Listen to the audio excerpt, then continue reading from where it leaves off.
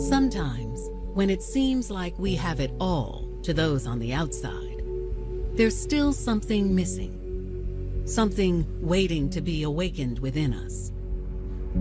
When you find that spark, that person that makes you feel alive, will you take a walk on the wild side?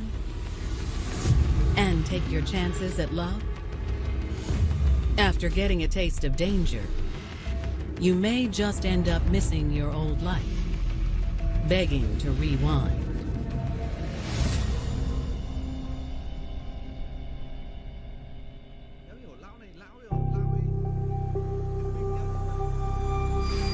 January 17th, 2008. It's a quiet night in the suburbs of Westland, Michigan, about 16 miles outside of downtown Detroit. Westland is a very nice and neat suburb, well-kept homes, hard-working people. As most residents are turning in for the evening, local police officers are carefully setting up an undercover operation. To their shock, they've gotten word that a young couple is running an illegal escort service in the otherwise safe and peaceful community. The couple is using a website in order to pimp out prostitutes. The police find this particular website. They pose as an interested John in order to set up a sting. The couple takes the bait, arranges to take one of their girls over to this motel. The police are setting up the room in the motel. They have undercover officers that are waiting outside for the targets to arrive. After over an hour of waiting, police become concerned that their perps aren't going to show up. It's a little after 11, no one's there. They're a little worried that, oh, maybe they got wind of the operation. But then, a car approaches that piques officers' interest. Inside the vehicle are two females and a male. Eventually, one of the females exits the vehicle and goes upstairs. She goes upstairs to the hotel room. Police are eagerly waiting to see if the woman going up to the steps is going to the room with the undercover cop. As officers lay in wait, they have no clue the wild ride their undercover sting will lead them on. Soon, police will uncover a sinister tale of abuse and attempted murder, fierce jealousy and untamed rage, and the dark, twisted romance at the center of it all. They had been living on the wild side, and he's constantly reminded that she belonged to him. 26-year-old Davina Branch was known for her strength and independence. Davina has a very funny spirit, high energy, very creative. She's gorgeous and strong. She was very confident. She walked with her head held high. Everyone wanted to always be with her. People always looked up to her. My daughters, they look up to her. She was a very fun young lady. While others just talked about their dreams, Davina tackled hers with full force. She was so ambitious. She started her own business right after college, a hair salon. I was like, I want to do this as a business. My mom believed in me. So I just was like, I could do this. Davina loved doing hair, and her clients loved her just as much. She had this magical personality. People gravitated toward her. Davina's customers thought of her not only as their stylist, but also their confidant. Everybody came to her for advice. A lot of people trusted her. If you had a problem, she had a solution, and she always kept you laughing. Did everything that I had to do to make my salon great, and it was great. By the spring of 2007, the last thing on Davina's mind was romance. My mother built me to be a very prideful woman, being educated, being strong. So I definitely had the mentality like, I don't need a man to be okay. You know, a man is a bonus, but who doesn't want a man? So that's where I was at that point. But everything soon changed when Davina met 24-year-old Detroit native Leonard Nard Henley. Nard, once he came into the picture, even when she's working at the shop, he would come there, and then her whole demeanor changes. He had charm, but he was also fun, and he was funny. He had this swag, this bad boy image. He was street savvy, and in comparison to her structured life, it just gave her this rush. For some reason, I just always was attracted to like that bad boy street life. With him being in the streets, he could definitely like hang and keep up with the Joneses. He definitely like stayed like fresh. I knew that he would be able to afford me. The chemistry between Davina and Nard was undeniable. He wound up spending the night. It wasn't even supposed to happen, but it happened. It was great. And so then it was just like, oh, you got good sex. Once you get that rush, you want to keep getting that same high, that adrenaline that draws and attracts you to it. The relationship only continued to blossom from there. He was like the most loving guy ever. Literally, like, he wanted to spoil me. He wanted to wine and dine me. He wanted to see what I was about. It's like, oh, you like this? Let's do it. After only a few weeks of dating, the couple moved in together, and Davina was on cloud 9. She couldn't believe the extravagant lifestyle she was now a part of with her new man. We lived a fast lifestyle. We definitely had like the house, we had the cars, I had the jewelry, the clothes. It was so much fun.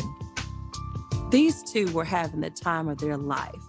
Davina was basking in this excitement and all of this attention, and it just grew to the next level.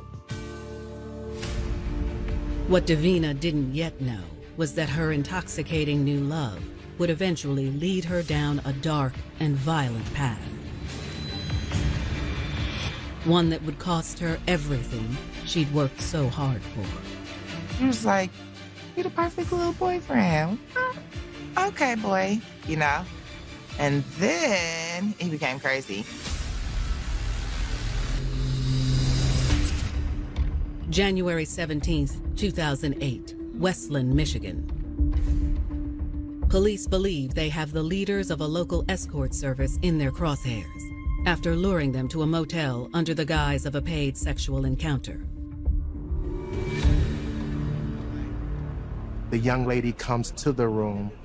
She tells him, look, this is going to be $125 for a half an hour.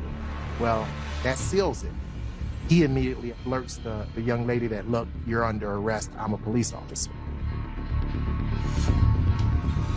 Meanwhile, officers in the parking lot make their move on the ringleader couple. They're surrounding the car. They come up behind the car. They're at the window. They have the guns drawn. They immediately go into the vehicle to arrest the occupants of the vehicle that dropped her off. However, police are about to get more than they bargained for when they unravel the shocking truth behind this criminal enterprise. She got in a bit above her head. He really used her.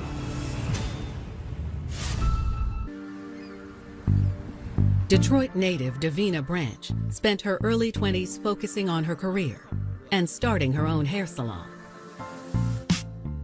But deep down, Davina wanted more. It's this little devil inside of her that wants to take a walk on the wild side. So when 24-year-old Leonard Henley, also known as Nard, strutted into her life, Davina threw caution to the wind. He was definitely a bad boy.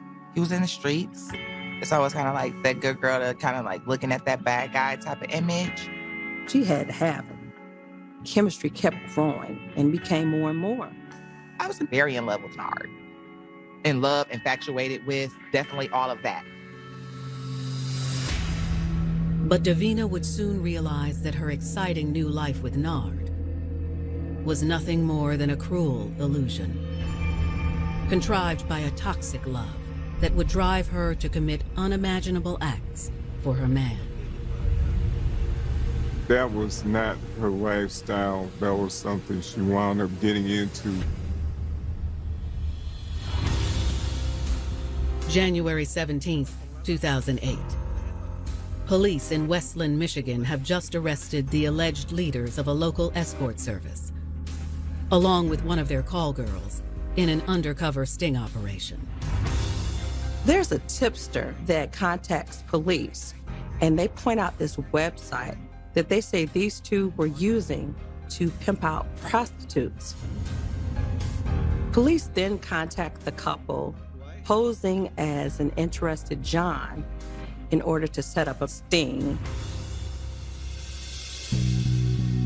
That morning, detectives begin looking into their 3 suspects in custody: Leonard Nard Henley, Davina Branch, and Micah Daniels. As it turns out, 24-year-old Nard Henley is no stranger to law enforcement. Here's Nard with this rap sheet, multiple different types of charges. He had a history and track record that involved drugs, guns.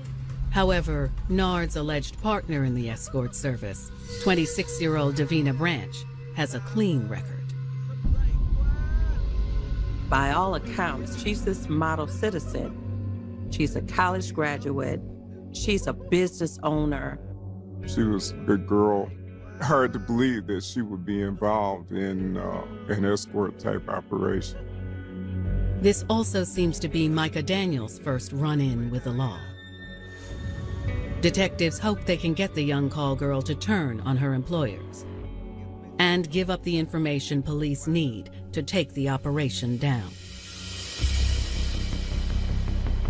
When they initially sit down with Micah, she's a little apprehensive. Micah was scared, and she really was unsure if she should cooperate with the police. Police let Micah know, if you're willing to cooperate with us, we will offer you a lesser sentence. Fortunately for detectives, Micah decides to take the deal.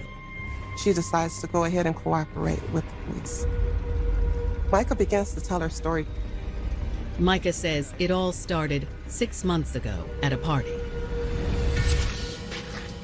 A beautifully dressed woman approached her and introduced herself as Davina Branch.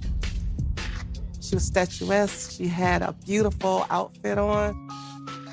Davina gave Micah her business card and said, "Do you want to model? Do you want to make some money off your beauty?"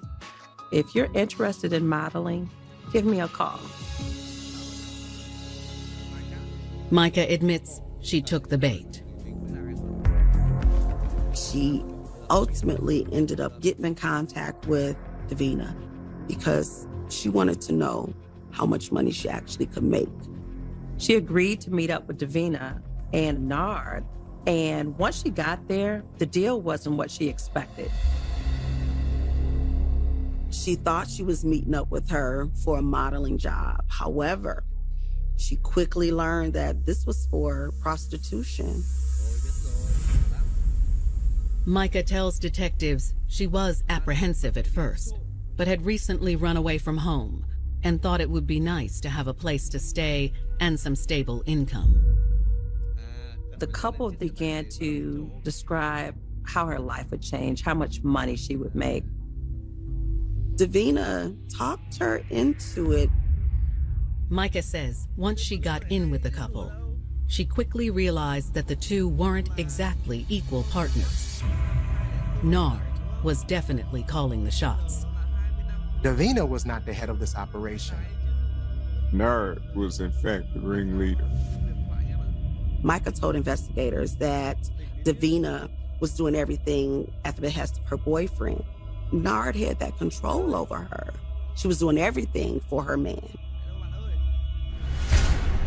With Micah's statement in tow, detectives bring Davina in for questioning.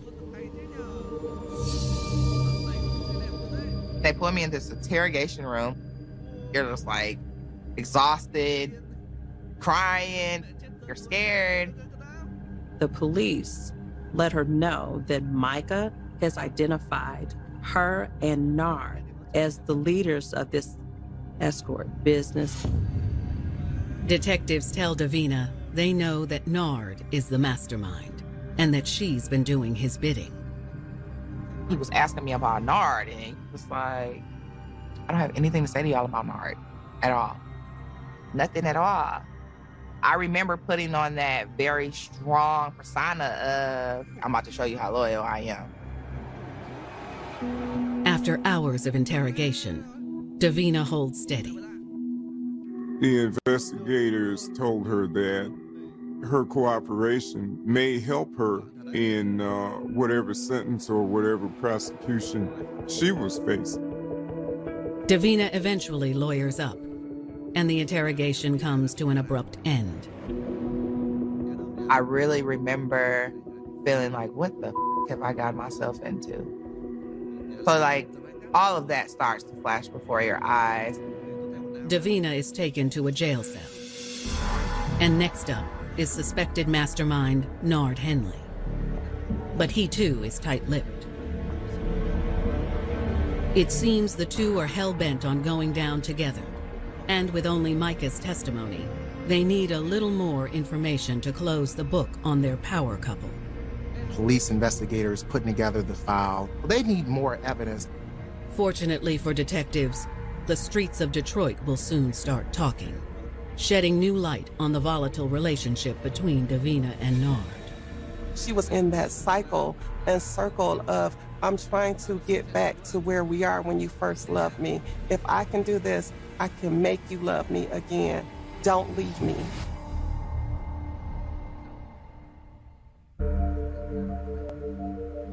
January 2008. After striking out with the accused ringleaders of an illegal escort service, Davina Branch and Nard Henley, detectives are heading back to the drawing board. They have the testimony of alleged call girl Micah Daniels, but are hoping to acquire more evidence against the power couple. Micah lets the police know that although Davina is involved, she's only working on behalf of Nard, who is the actual leader. In hopes of gathering more information to validate Micah's account, detectives start putting out feelers to sources in the streets of Detroit. And it isn't long before a clearer picture of Davina and Nard's relationship begins to emerge. It seemed like her body, her mind was taken over. He had complete control over her. According to several sources, Nard initially made most of his money off of drugs. But by the spring of 2007, his business hit a dry spell. During that time, it was a drought. He bought some dope. It was dope and soap, to stretch the dope. Can't sell dope and soap, so he sold some dope to somebody that came back like, this isn't even what it's supposed to be. So he lost out, and that was his second loss out on as far as during that little drought. So he was just kind of desperate, honestly. He needed to make some money. Nard was determined to figure out a way to make back the cash he lost. Now he has to decide, what are we going to do next? I need more money. And he needed to make it quick. He decides he's going to start pimping Nard. It's I could do this. You know what I mean? We can get some girls, some more girls. We can do this. It wasn't even a real conversation. Nard needed a partner in crime. And that partner was Davina. Nard feels like Davina could help him recruit women. He realizes, she has a wonderful personality. People are drawn to her. He tells her, look, you will be perfect. I really need your help. He wanted to make her feel as we can have this empire. He told her that I am the king. Every king needs a great queen. That put me in a real hard place because I was striving to be a loyal girlfriend.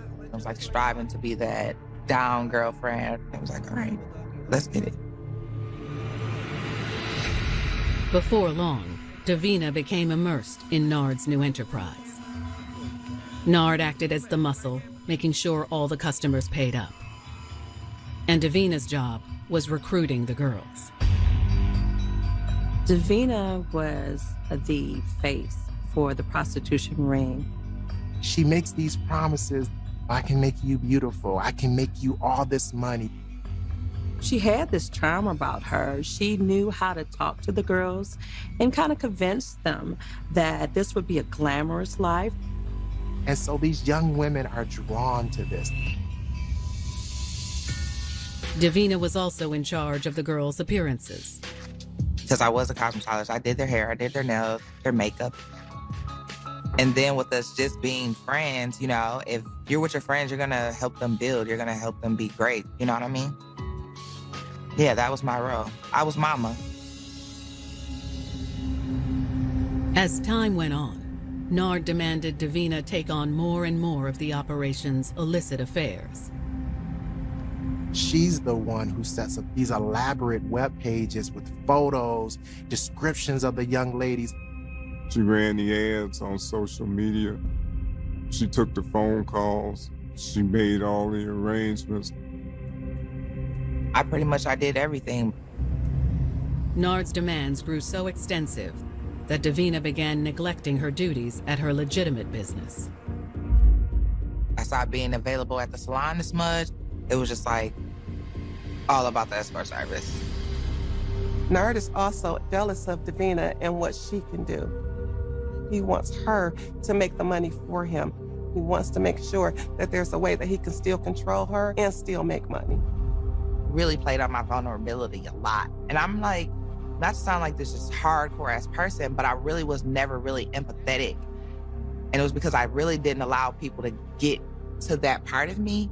But he had got to that part of me. So he played on that. However, as Davina fell deeper and deeper into helping Nard run the escort service, she began to feel a growing guilt. Davina wanted to protect the girls, saving them only for the high-end jobs. I did care for them. They confided in me, I confided in them. We were friends. I felt bad. I wanted to help them. But Nard wasn't having it. He was jealous of the relationship that the girls and I had. He would always say, like, them bitches not your friend. Nard started feeling that Davina had more control, like more respect. He wanted that same respect. He wanted to be the kingpin. He wanted to be in control. He started telling her what she could and could not wear. And Nard constantly reminded Davina that she belonged to him. Eventually, Nard stopped letting Davina out of his sight. He wanted to know her every move, where she was going, how long she would be gone, and who she'd be gone with. Everywhere she went, he went. Listening to all her conversations, she was very distant from her mom. She barely was eating, and she changed, like completely changed. Like I didn't really know her anymore. It's like he was always around me. Just like that was him monopolizing all of my time. But little did Davina know, she had only seen a glimpse of the rage inside Nard. A rage that was about to be unleashed. It was just a complete spiral downward. The more she tries to fight back, the harder he hits her. He's trying to kill her. January 2008, Westland, Michigan. 26-year-old Davina Branch and her boyfriend, Nard Henley, have been accused of running an illegal escort service in the suburbs of Detroit. After hearing testimony of alleged call girl Micah Daniels, detectives have been gathering information from various sources to validate Micah's account. Sources tell police that after Nard's drug-dealing business hit a dry spell, he enlisted Davina to help him run the escort service. And he expected her to follow his every demand. Nard became very controlling, more possessive, more aggressive. He's controlling her mentally. He's going to let her know I am in charge. It all came to a head one night after Davina went out and didn't tell Nard. When Davina returned home, Nard was furious. That really enraged him because he wanted to be in control. So he like walked up to me all aggressive and I thought he was about to hit me. Nard wanted to teach Davina a lesson, and things quickly got violent. It's not just I hit you because I'm mad. I'm hitting you to make a statement. I'm hitting you to control you. Davina's in a fight for her life. She's struggling. The more she tries to fight back, the harder he hits her. He becomes more volatile. I felt the blood coming out of my nose immediately. And I felt my face like on fire. The shocking reality that I was one of those girls, like, my mom raised us way better than that. How am I going to explain this to my family? Like, I didn't really know what to feel. Just as quickly as the beating started, it all stopped. He immediately went to the most empathetic that I had ever saw him. He's begging and pleading. I'm sorry, I love you. I won't do this again. It's his way of trying to get back into her heart. With him showing me this empathetic side, it was like, I could forgive him. Like, I can't even leave him for real because then I'll be a failure at this and I've sacrificed so much. So I was just like, I just shut up about it and just moved on. But the beatings continued. She didn't recognize how bad things were going for her because her love for him overshadowed her love for herself. Each day of this relationship, it grew more toxic than the day before. Nard's behavior was escalating. Things got worse as time went on. There were several occasions that he beat her so bad, he almost killed her. Davina was trapped in a vicious cycle. First the abuse, then the apologies. Like, baby, I'm so sorry. Let me explain, you know? And he was like empathetic, like, I'm so sorry. Like, I didn't mean to do that. Like, I'm not with that. But he would turn it on and turn it off.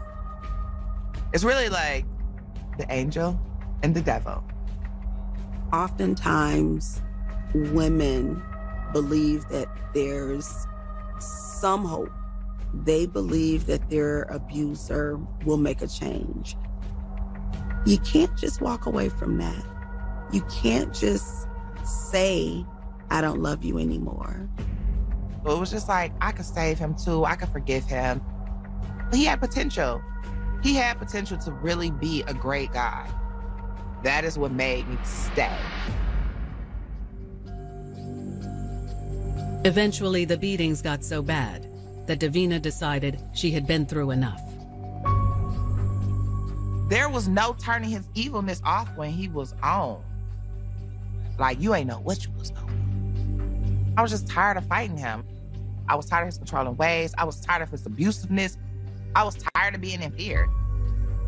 Davina could finally see the writing on the wall. Nard was just using her to get what he wanted in the end. She's ready to be out of this relationship. That evening, Davina packed a bag and tried to summon the strength to leave Nard for good. Nard is coming back home. He notices she's out there. He doesn't know why she's out there. Why are you outside? Ultimately, she tells him, I'm leaving. Nard is furious. That's when Nard did the unthinkable.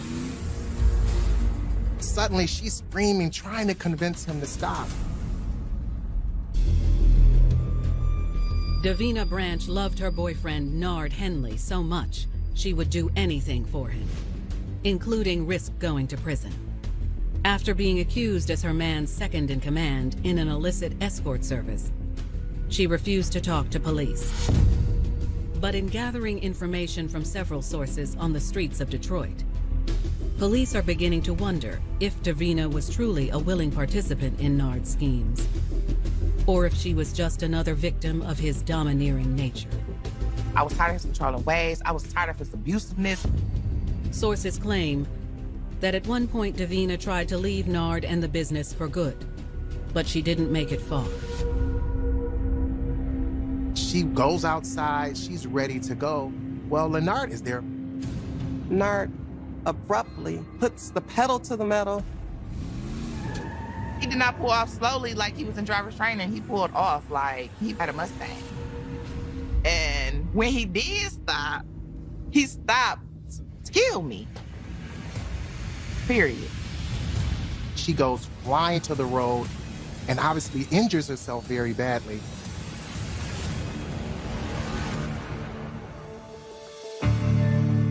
After the incident, Davina felt like she was trapped. I don't think Davina had any control over that because I think she was literally scared of Nard. Women like Davina stay with men like Nard because they become afraid to leave. She knew that he wasn't going to let her go. She knew that she had to find a way out of this relationship. Eventually, Davina became so desperate to get away from Nard that she considered doing the unthinkable. She decides it's not gonna be me, it's gonna be him. I ran out of options. You know, it was just like I dug myself deeper and deeper. She reached a point where ultimately she felt that the only way to end this is by ending his life.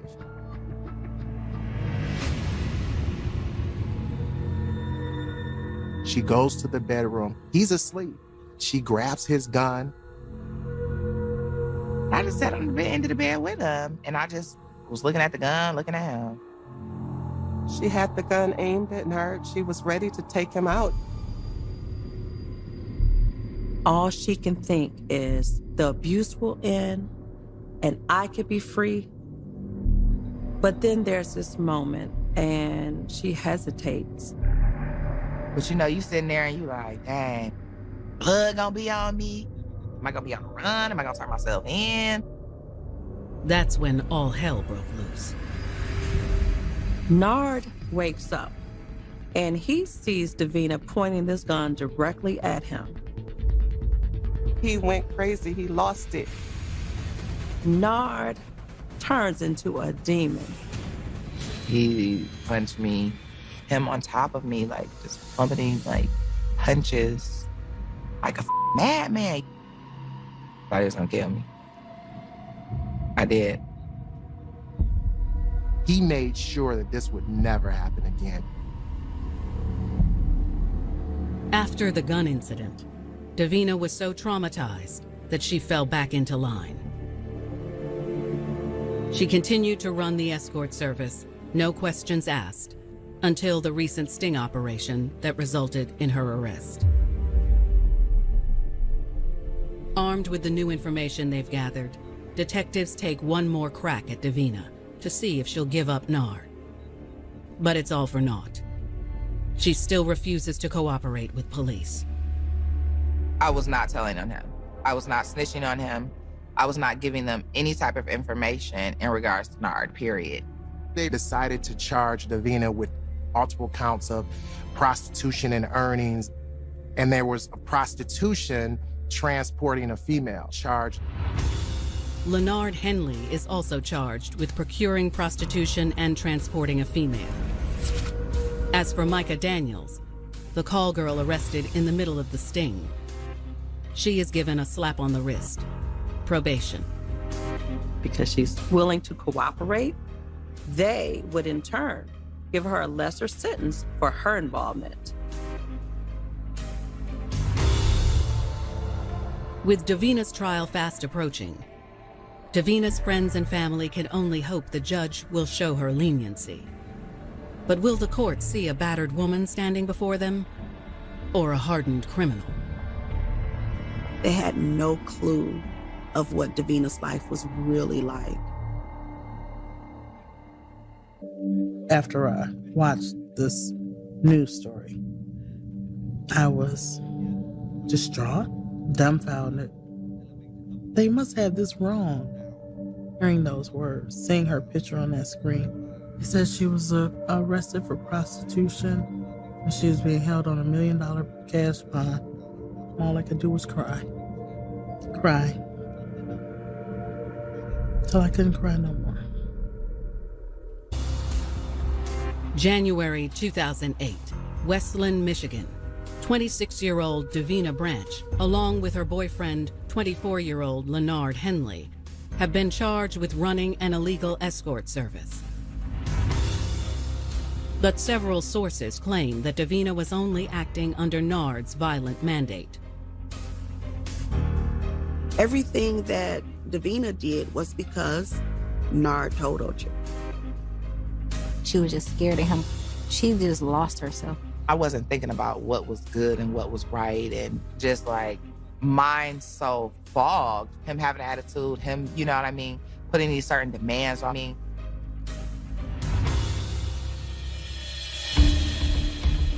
In the days leading up to Davina's sentencing hearing, prosecutors offer her a choice. Take a plea deal and give up Nard for a reduced sentence, or pay the price.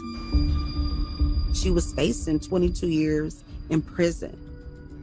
Davina still refuses to rat on her man. However, all hope is not lost. The attorney managed to get her down to only 3 years prison time, but she also had to register as a sex offender. In a million years, I would have never thought that I would have been in jail. There was no possible way. It was never even a thought possibility. But as Davina sits behind bars, she has a strange feeling of relief. For her, prison was an escape from hell on earth. She was going through, immense torture with Nard. Prison was a very good learning experience for me. It was really rough. But when I look at it overall, it saved me. It saved my life. She got to know herself in there, because it's you at your lowest of low. She had to build herself back up. As for Leonard Henley, he also takes a plea deal. Nard pleads guilty and is convicted of prostitution and transporting a female. Leonard also only gets 3 to 20 years. He gets the benefit of the exact same plea deal. Today, Davina is out of prison and has changed her life for the better. When she came out, she was just like a go-getter. She was back to being her, the dynamic, outstanding, artistic person, bubbling personality. She has her salon now. She is doing everything that she decided she would do when she was in prison. Now, Davina's time with Nard is nothing more than a painful shadow of the past. And she hopes by sharing her story, she can help other women before it's too late. She was this confident young girl, but she allowed him to manipulate her and take away the strength and the power that she had inside of her all along. Being able to give my story and testimony to other girls, that's the blessing. I just strive to be the best Davina that I could be. Never let anyone else steer you in the wrong direction. It's not worth it. I'm glad my niece has survived, but she had to learn the hard way. How did it spiral so far out of control? It's just like the that we do for our man, baby. What we'll do for love, what we'll do for the things that we felt like we needed to make us whole, and even the strongest mother can break. Having positive influences around you are important. Staying in a positive environment is important. So I try to keep those positive things in front of me so I can continue to move forward.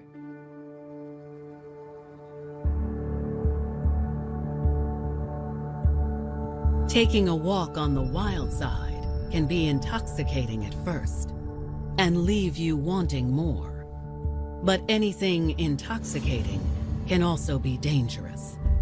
And when you throw your true self out the window, She might come back to haunt you, leaving you to wish you listened to her in the first place. Abuse is never okay. If you or someone you love is in an abusive relationship, there is help available. Call the Domestic Violence Hotline at 1-800-799-SAFE.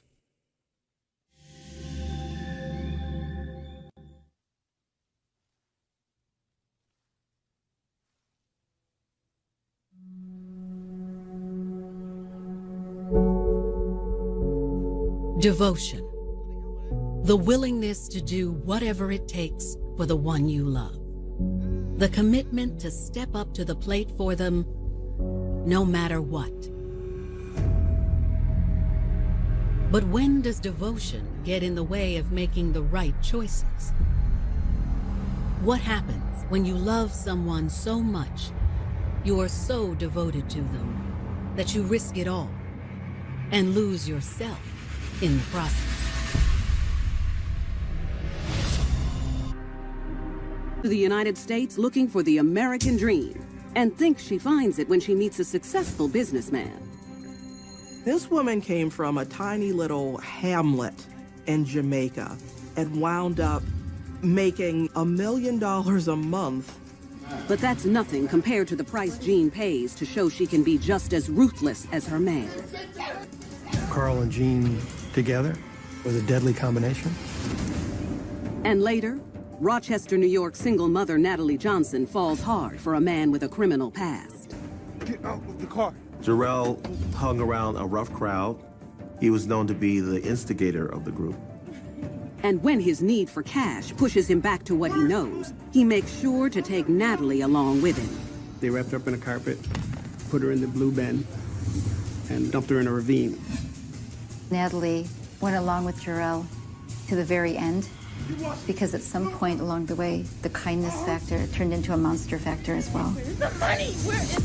There are hundreds of thousands of women in prison at any given time in the U.S. These are the true stories of women who committed heinous crimes in the name of love. For my man.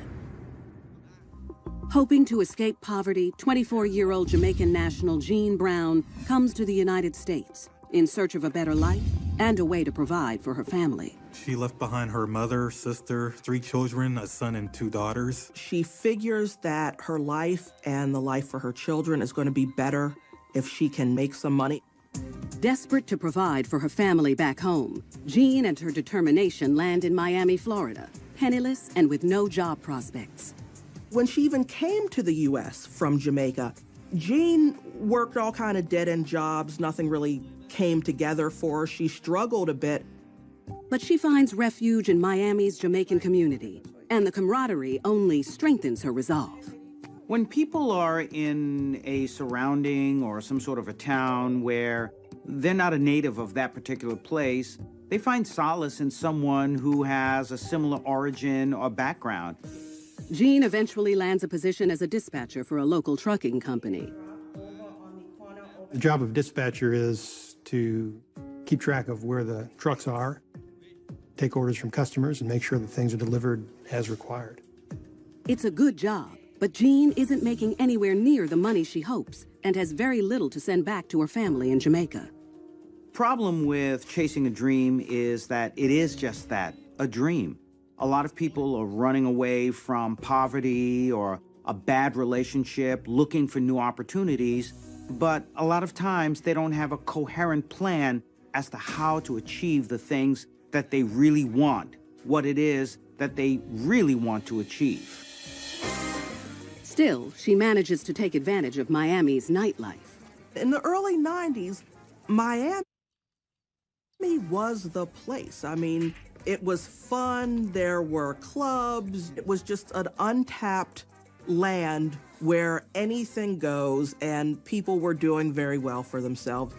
And it's at one of the clubs where Jean meets fellow Jamaican Carl Smith. He's good looking, he takes an interest in her, he's got that thing that attracts people of like minds. Okay, so what do you do for a living? And he's got another thing that Jean finds irresistible: money. He was a drug dealer, marijuana.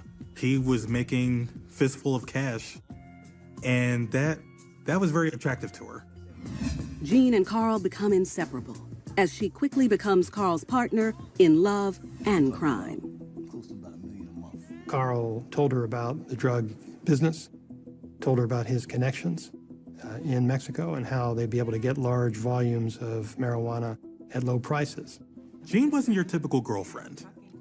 Jean was looking to make money, and make money any way necessary and any way possible. Her ambition, combined with her direct line to independent truckers, gives birth to an idea for a devious plan.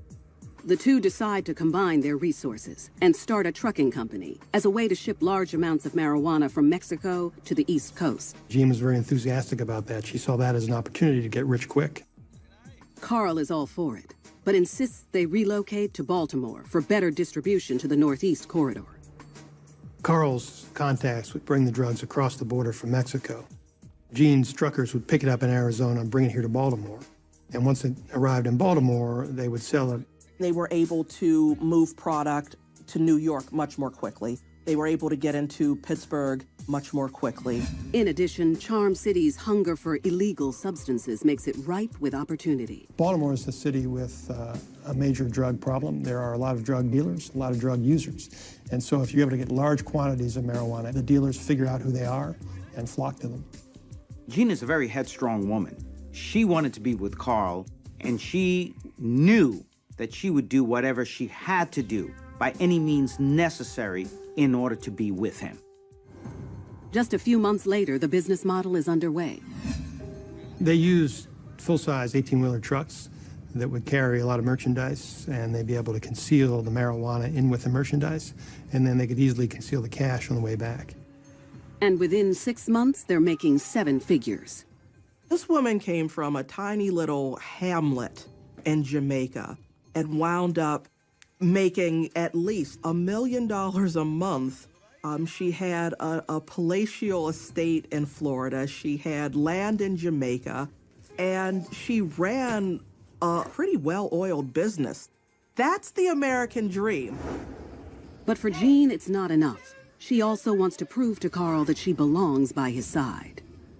It's already a man's world, but to be a woman and to rise to the top, you had to do stuff that most men would be afraid of. Jean will do everything in her power to keep Carl, to please Carl, and to do anything it takes to achieve success along with him. Even if that means putting one of them in an early grave. This was a driven woman who decided what she was going to do, and nobody was going to stand in her way. After joining forces with fellow Jamaican Carl Smith, Jean Brown launches a successful drug operation in Baltimore, Maryland. So things are going well. I mean, from Mexico to Baltimore and all stops in between, money is flowing, drugs are flowing. They're doing about $1 million worth of business a month. They're bringing in whatever they want, and nobody suspects a thing. And Jean and Carl want to keep it that way. One of the main challenges for drug dealers is what to do with all the money, because they're generating tremendous volumes of currency and they can't put it in a bank. And so they need to find ways to transport these large volumes of currency out of the country. A prospect that keeps Jean in regular contact with her family in Jamaica. She sent the money to Jamaica to be laundered. She's given this money to her family, and they're investing it in real estate for her. So her kids back in Jamaica are being provided for, her family back in Jamaica is being provided for, and she's living in the lap of luxury. But transporting large bundles of cash out of the country is almost as risky as the drug trade itself. American regulations prohibit people from carrying more than $10,000 unless they declare it. And Jean's goal was to avoid telling authorities either in the United States or in Jamaica. Jean and Carl enlist the help of another Jamaican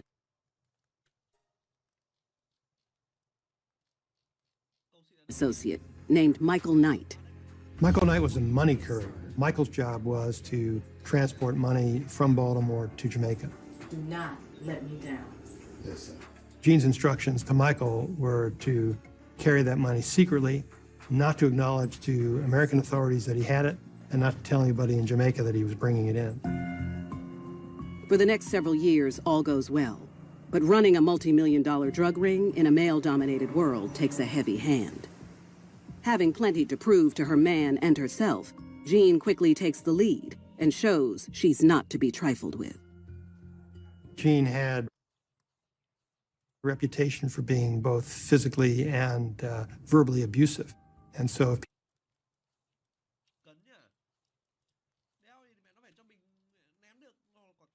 people crossed her, she would let them know, sometimes very aggressively. Jean was nobody's plaything. She was not a girlfriend. She was not a piece of fun to be had. She was an equal, at least, and a superior to a bunch. She had to make that known. She did make that known. In Carl, Jean sees someone who's around the same age as she is. He's a risk taker and he's successful at it, just as she is.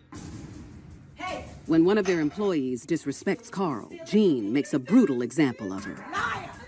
There was one incident where she threw boiling hot water on one of her employees that Jean was angry with. The employee was holding her child at the time. Jean and Carl had a lot in common. Both of them had very good business acumen, but she was the hardline boss. He was the guy who ran the day-to-day operations and kept all the contacts going. For all things considered, this was a very strong combination, and they were like a dynamic duo, all things considered. But as merciless as Jean may be at work, at home, it's a different story. On the business side, she was ruthless, violent. No one crossed her.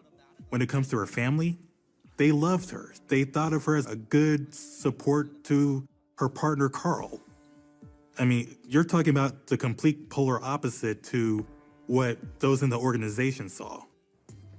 As Jean and Carl's business grows, so does their Baltimore household. They became closer. They loved each other even more, to the point Jean had a baby. And now you have this new family, a growing family, a business that is, even though it was illegal, it was highly successful for them. They had at least a solid decade of just smooth sailing. Bada bing, bada boom, money in, drugs out, money in, drugs out, no problem, life's good. And then trouble and purloined paradise. Cash mule Michael Knight is making his monthly trip to Jamaica with suitcases of cash. A trip he has made countless times. But this time, he catches the eye of a vigilant Jamaican customs agent. On this one occasion, Michael was caught and arrested in Jamaica with $565,000 in cash. As the authorities were questioning Michael about this more than $500,000 he has on him, that's when Michael gave up Jean and Carl. He said this money came from drug sales. Jamaican authorities informed their U.S. counterparts about Jean Brown and Carl Smith's organization. And at that point, authorities decided to start looking into how extensive this drug ring is. At the United States' request, Jamaican officials released Michael Knight as not to raise suspicion with Jean and Carl. He returns to Baltimore and tells his employers the money was seized. But, as instructed by them, he refused to claim it. Jean, who says, cost of doing business, lost $500,000, okay.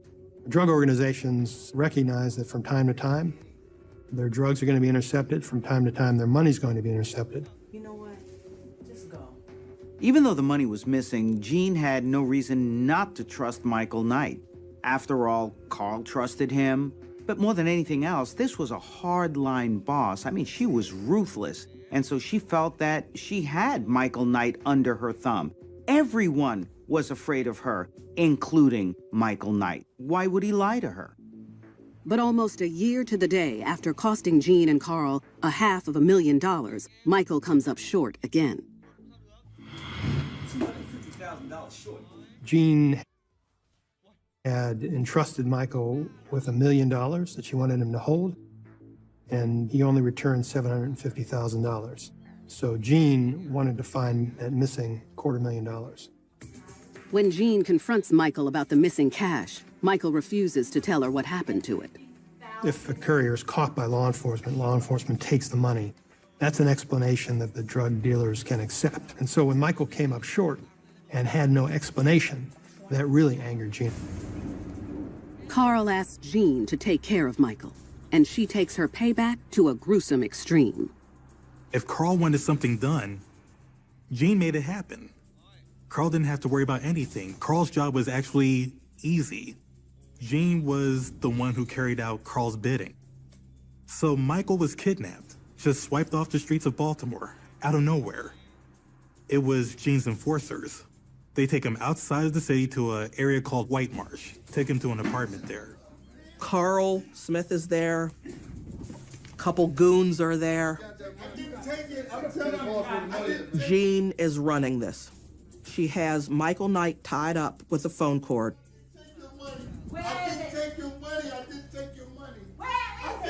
Jean is interrogating him. Where's my money? Where's my $250,000? And she wasn't getting any answer, any satisfactory answer. That's when Jean's anger turns to uncontrollable rage. She's wailing on him with a cell phone. Her goons were standing by while she beat this man so severely she knocked his eyeball back inside its socket. Jean decides to take the lead on this because Michael has disrespected her and disrespected Carl, and she's not going to let him get away with this. And the carnage is only just beginning. Jean said, if he doesn't tell us where the money is, we'll just have to kill him. Jean orders her henchmen, Peter Blake and Hubert Downer, to take Michael into the bathroom. She said, finish him. And later, in New York State, single mother Natalie Johnson will also look to a new man to be her provider. And like Jean Brown, she'll go from bystander to killer. Jarrell knew the quickest way to make money was to take advantage of a senior, and he knew a senior, and he took advantage of her. She took his orders, no questions asked. In Baltimore, Maryland, Jean Brown is dealing with an employee who she believes stole $250,000 from her and her partner in love and business, Carl Smith. Jean demanded loyalty because this was business. This was the foundation of her relationship with Carl. Despite the brutal beating, Michael Knight still refuses to say where the missing money went. So Peter and Hubert put Michael in the bathtub.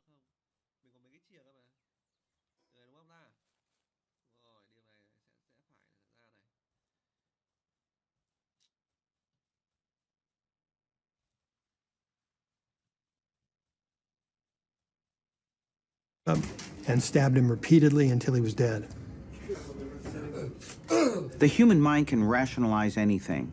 And this particular case, Jean felt that she wasn't a criminal, she wasn't a killer. She was just protecting her interests, protecting her relationship, and protecting her man. She was at her worst with him, and she was becoming more of a hardened criminal than her partner. With Michael Knight dead, Jean orders her men to get rid of the body. No evidence left behind. Over about 2 days with power saws, they dismember the body. They pack up pieces and dispose of the body around Baltimore County in a number of places. The body's never been recovered. Jean and Carl believe they've gotten away with murder. But just in case, they decide to lay low in Miami, Florida. Little do they know, Maryland investigators are already onto them. And a missing persons report filed for Michael Knight only adds fuel to the fire. After about 4 or 5 days, his sister wound up calling Baltimore area police to say, I need to file a missing persons report. Nobody can find my brother. The Baltimore police look into it. And it isn't just Baltimore police. In the meantime, federal law enforcement was also looking for Michael Knight because the Jean Brown organization was now on the federal radar. Hoping to put pressure on Jean Brown, investigators track her and Carl down in Florida. And then, surprise, surprise, here comes the detectives wanted to know what Jean knew about Michael. The detectives asked Jean, what do you know about Michael Knight? What's your connection to him? She denies everything. But at that point, she gets nervous. Jean and Carl realized after the police came down to Florida that the heat was on. And so they left and went to Mexico. But once in Mexico, Jean realizes more than the scenery has changed. Between the Fed looking at them, between detectives back in Maryland looking at them, their relationship goes through a rocky road. There's trouble in their relationship. I called the shots. Carl was done. He was a multimillionaire. What more did he need? I don't work for you, okay? He wasn't happy being with Jean either. He let her know this. Carl's not happy.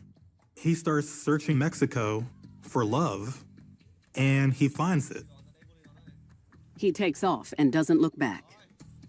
And Jean said then, "Oh no, you don't leave Jean Brown." But it goes beyond a lover's betrayal. Jean worries that if she loses Carl, his Mexican cartel connection goes with him. Jean didn't want to let that happen. She had a very successful and very lucrative marijuana business, and she wanted to keep it going. So she goes to the Mexican connections. Now keep in mind, these are the same connections Carl introduced her to not too long ago. Jean saw this as the ultimate betrayal. This is a woman who saw everything as her and Carl, just the ultimate relationship. And now, if he's not with her, well, in her mind, he's against her. And the next day, Carl is mysteriously assassinated on a lone Mexican highway. And what wound up happening is that Carl Smith and his new paramour were in a car, and goons shot Carl Smith dead in front of his girlfriend. She got shot 4 or 5 times through the arm, and they left her for dead. She wound up living. Jean Brown made her point. The next day, Jean returns to Miami to run her drug empire, which is now hers and hers alone. But the FBI has been busy while she was away. They connected with her associates, and one by one, they coughed up Jean Brown without hesitation. And by the time Jean gets back to the United States, the feds had the case that they needed against her, not just for the drug ring, but for Michael Knight's murder. She's arrested for numerous drug activities and for the first-degree murder of Michael Knight. She went to trial and was convicted of the conspiracy to engage in murder, kidnapping, drug distribution, and racketeering. 15 years after coming to America, Jean Brown is sentenced to life in prison. Well, I think Jean has learned that crime doesn't pay. Ultimately, you're going to get caught. The drug business is a business with no future. At the end of the day, she started with nothing, she ended with nothing. She's probably lamenting, if anything, that the reason for it all is gone. She can't provide for her family in Jamaica. Her children don't have a mother, and everything she worked for has been seized. So, was it worth it? Probably not. Sometimes two people don't bring the best out of each other, and that was definitely the case with Jean and Carl.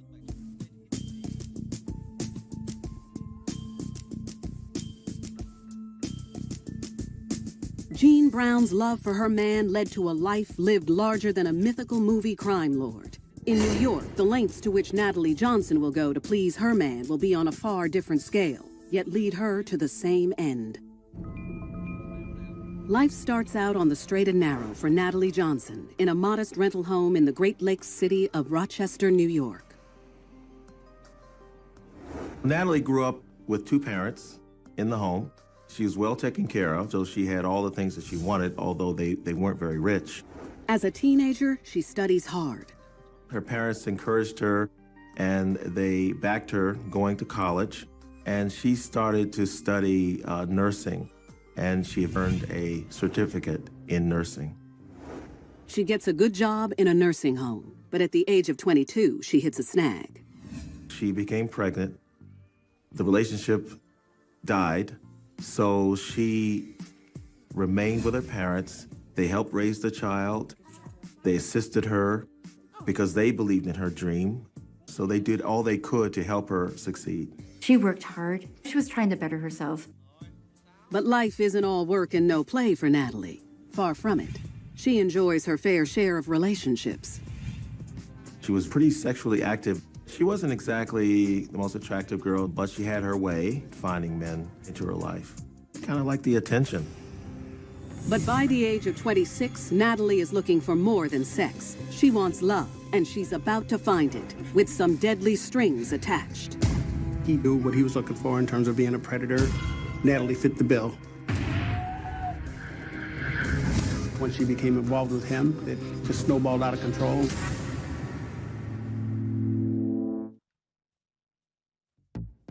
In Rochester, New York, 26-year-old single mother Natalie Johnson spends her days working at an assisted living facility and her nights out with friends, playing the field. Natalie was kind of a fast girl. She kind of liked the attention. During one such night out, she meets handsome charmer Jarrell Henry. He was the type of person that was very smooth and very dangerous. And I believe that the smooth came before the danger. But while 27-year-old Jarrell Henry is saying all the right things, there's one thing she can't help but notice: a police GPS tracking device. Jarrell had committed a violent carjacking, and he was sent away for 10 years. So an ankle bracelet, that GPS was put on him as a condition of his parole. He had a gun. I mean, he used the gun in terms of intimidating the victim into letting him take their car. Despite his record, Natalie finds herself smitten with Jarrell's charm. Jarrell showed her attention, which she was craving for, apparently. She slept with him, and that's the beginning of their relationship. Even though Natalie was ambitious and outgoing, this is a woman who suffered with poor self-esteem. So when a good-looking guy presents himself to her and her friends and chooses her over her girlfriends, well, she's taken by it hook, line, and sinker. Natalie not only falls deeply in love with Jarrell, she also thinks he is the perfect father for her daughter. Natalie was looking for someone to care for her child. And when she met Jarrell, she felt that he could fill those shoes. And less than 2 weeks after their first night together, Jarrell leaves the home he shares with his grandparents. Jarrell was adopted by his grandparents at probably the age of 5 and lived right there on Hazelwood Terrace. So often with grandparents who take over raising their children's children, when they become young adults, they pretty much run the household. But none of the red flags stop Natalie. She invites him to move in with her, her parents, and her now 4-year-old daughter.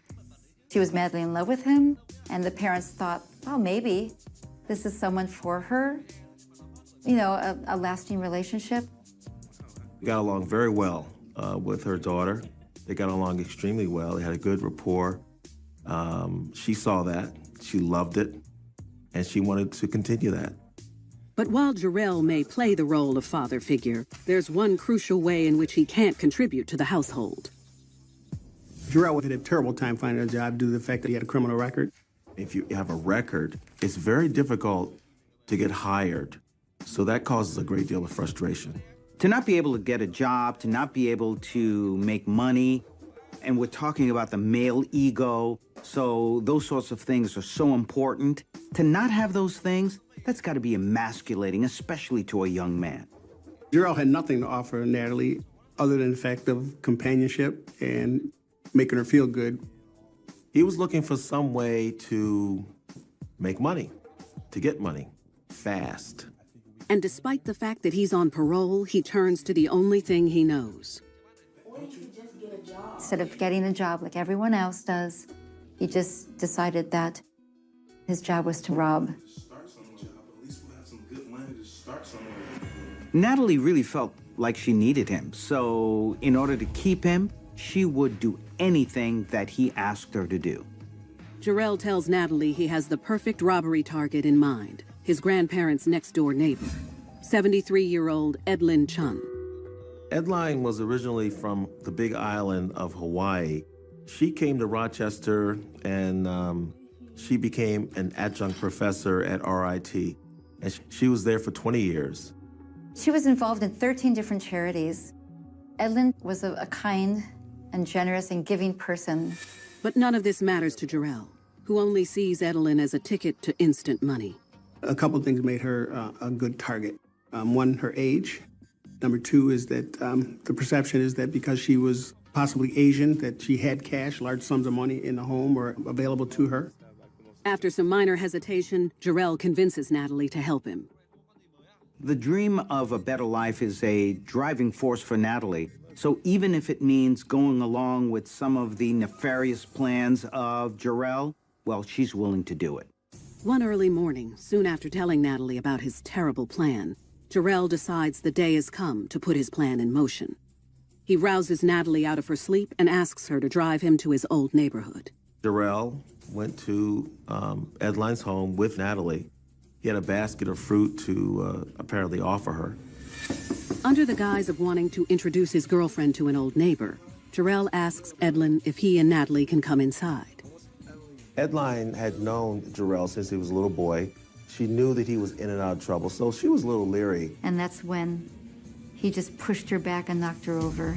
Jarrell and Natalie bound her up with the duct tape. They duct taped her ankles, duct taped her wrist, and they basically interrogated her relative to what was in the house that they could take, whether it was cash, whether it was jewelry. Not getting the answers he wants, Jarrell's desperation skyrockets. And within minutes, things go from bad to worse. Don't lie to me. In Rochester, New York, Natalie Johnson and her ex-con lover Jarrell Henry, desperate for easy money, decide to rob Jarrell's childhood neighbor, 73-year-old Edlin Chun. The fact that she was an older female living by herself, she was very vulnerable. Where's the money? The moment he walks into the house, Natalie knows this isn't the Jarrell she once knew. This is a guy who's in charge, who's going to do whatever he has to do, and now she's so scared that she will follow whatever commands he gives. After knocking Edlin down, the pair gets to work implementing their plan. While Jarrell was restraining Edline, he told Natalie to search and see what she could find. I think she found some jewelry or something like that, but I guess not everything that he wanted or everything that he thought was there. They're somewhere in this house. Where are they? Natalie is a caretaker, and so she really believes that once Jarrell does what he has to do, then they're just going to leave and everything will be okay. Jarrell went searching. He went everywhere, and he also went up into the attic and apparently found a .22 caliber rifle. Edlin's house had been broken into twice, and so a friend of hers gave her a rifle to keep loaded in the house. And of course, there's no way she would have ever lifted that rifle to hurt anyone. So she put it up in the attic. In another room, Natalie finds their biggest score, Edlin's checkbook. You're gonna sign each and every one. Jarrell demanded at gunpoint that she sign checks made out to them so that they could cash them. Edline was very upset. You can imagine how upset she was and how frantic she was. Natalie was trying to calm her down. She was comforting her and saying, oh, everything's gonna be okay. At least that's what Natalie hopes, until Edlin mouths off to Jarrell. As soon as I can, I'm going to the police. Adeline said something to set him off. She said, the moment I can go to the police, I will. He did what he felt he had to do to silence her. Jarrell shot Edlin twice in the head. One of the shots went through here and went through here to disfigure her jaw. Jarrell killed this woman in front of Natalie, but she didn't call the police. She probably was thinking, well, if she says anything about this is going to put her man behind bars, so she's not going to be with him anymore. So she was totally in concert with him. She couldn't at that point in time say, I'm no longer in, because now she becomes a witness and she would have to be dealt with in the same way. Natalie sees the man she loves, the man who she feels could be a father to her daughter, actually kill someone. So now, in her mind, in her body, she just goes totally numb. She is frozen with fear, while Jarrell gets to work covering their tracks. They were very careful about making sure that they cleaned up behind themselves. They used plastic gloves. They were pretty sure that no one saw them come in and out of her residence. So they were very sure that they had done a good job. He's already got plans for the almost $20,000 in cash from the pre-signed checks. Jarrell calls up two friends. He offers them $10,000 to help them dispose of the body. They wrapped her up in a blanket, and they had put her body into this plastic bin. And eventually what they did was they took the bin to Tryon Park, which is a kind of remote area in Rochester with a lot of ravines. Once there, the gang dumps Edlin's lifeless body like a piece of garbage. And what had happened was that she had come out of the bin. The bin had stopped on a ledge, and her body had ended up down below. After that, they left. Jarrell then paid off his friends with one of those checks. Cash this check immediately. Jarrell and his friends part ways, and he and Natalie return home as if nothing had happened. No one saw anything. Natalie is really stuck between a rock and a hard place. There's nothing that she can do about this right now. Bottom line is, if he goes down, she goes down. And then she loses her dream. She loses her man. She loses her freedom. The next night, Natalie goes to work at the nursing home, while Jarrell returns to his old neighborhood and steals Edlin's car. Little do they know that 3 days after their crime, workers in Tryon Park find Edlin's lifeless body and call the police. She was wearing a sweatshirt that had Rochester Works over the front. So they went to that business and asked who might have that sweatshirt. They said there was board members only who were given those sweatshirts. They had a photograph of Edlin at the scene of where she was dumped, and one of the employees there identified her as Edlin. They were able to determine where she lived based on their information. Looked at the house. They couldn't figure out, why in the world would someone kill this RIT professor who was so instrumental in helping people in the community. They did notice that her car was missing, so obviously they put out a bulletin to be on the lookout for her car. Jarrell and Natalie think they've covered their tracks, but Jarrell's impulsivity will be their ultimate undoing. He was dead set on committing this crime and totally forgot that he was being tracked every inch of the way.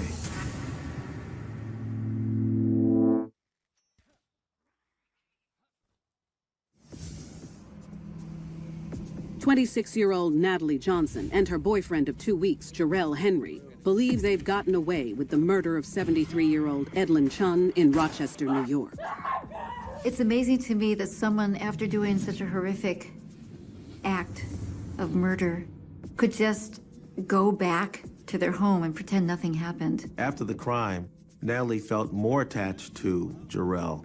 After going through this heinous crime from the beginning to the end, she felt even closer to him and felt more attached to him because they had done this together. But police are hot on their trail. What they didn't realize was once they dumped her body down this ravine, her body came out the bin and her body was exposed. As the chief of police, I had 15 to 20 people come to my office demanding that we solve this crime due to the fact that they wanted to see justice brought to Edlin. In addition to putting out an APB for Edlin's car, they go door to door, asking if anyone saw or heard anything unusual over the past few days. In doing a neighborhood check, they were able to determine that one of the neighbors was Jarrell.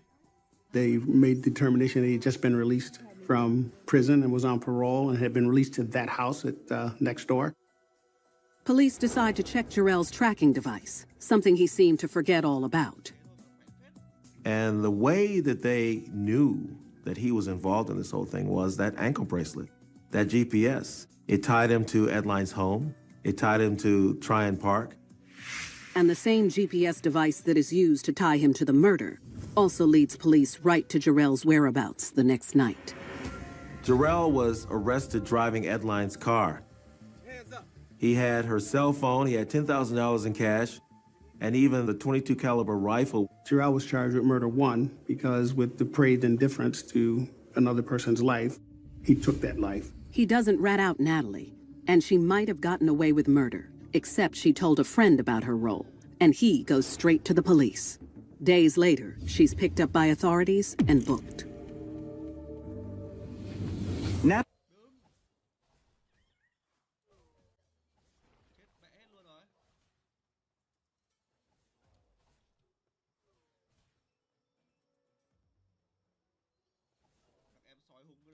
Natalie lost a great love, Jarrell, and she knows that if she goes to jail, she's gonna lose her daughter too. So she's gonna say whatever she has to say in order to stay out of jail. Natalie was charged with murder second, which means that she was present when a person not involved in the crime was killed. Facing life in prison, she's offered a plea bargain, a shorter sentence if she testifies against Jarrell Henry. But she rejects it. Natalie would not turn on Jarrell. She would not be a witness against him. She was still standing by her man. But Natalie's insistence to stand by her man only results in her own trial 9 months later. Natalie claims she was sleeping the whole time of the crime. The jury doesn't buy her story, and Natalie Johnson is sentenced to 25 years to life. One way that they were able to connect Natalie to the crime was that they found the gloves that were used in the commission of the crime in her car. So they were able to trace it and tie her into the whole thing. During sentencing, she was able to give a statement, and she said that she was the victim and that her child would be a victim and that she would be away from her daughter. Her daughter would grow up without a mother. But she never said that she was a victim of Jarrell's. In a separate trial, Jarrell Henry is found guilty of murder in the first degree and receives a life sentence. Prior to being involved in this incident, Natalie was somebody who took serious efforts to have a good life, to have a good employment, to take care of her young daughter. I think once she became involved with him, they became involved in a circumstance that just snowballed out of control.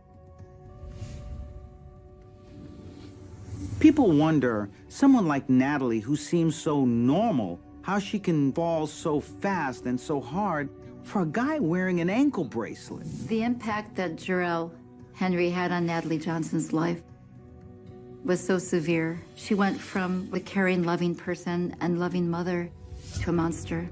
Natalie just kind of surrendered herself for her man, and now she's suffering the consequences.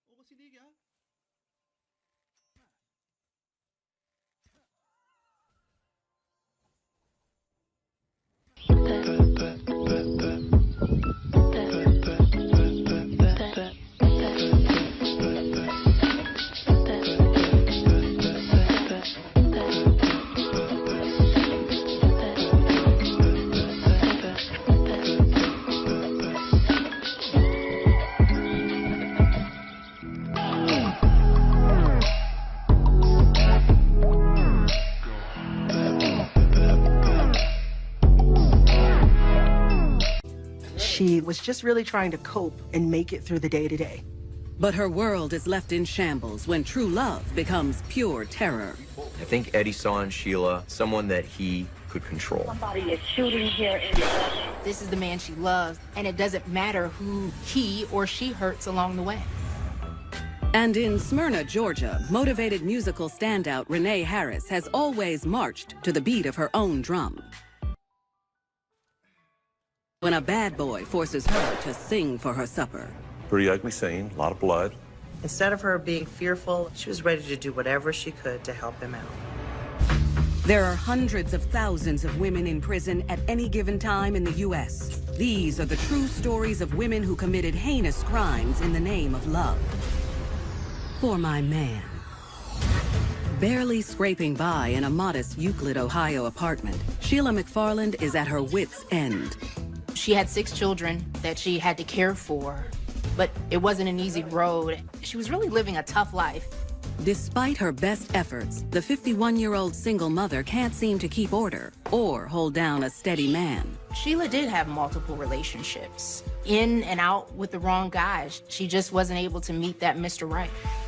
If you end up striking out at love, that can really hurt your self-esteem. But even if you have a certain level of confidence, well, that can knock that down a couple of emotional pegs too. But that all changes when she dates a kind and wonderful man who not only cherishes her, but her kids as well. He was the love of her life. And then tragically, he passed away. And after that, she really wasn't the same.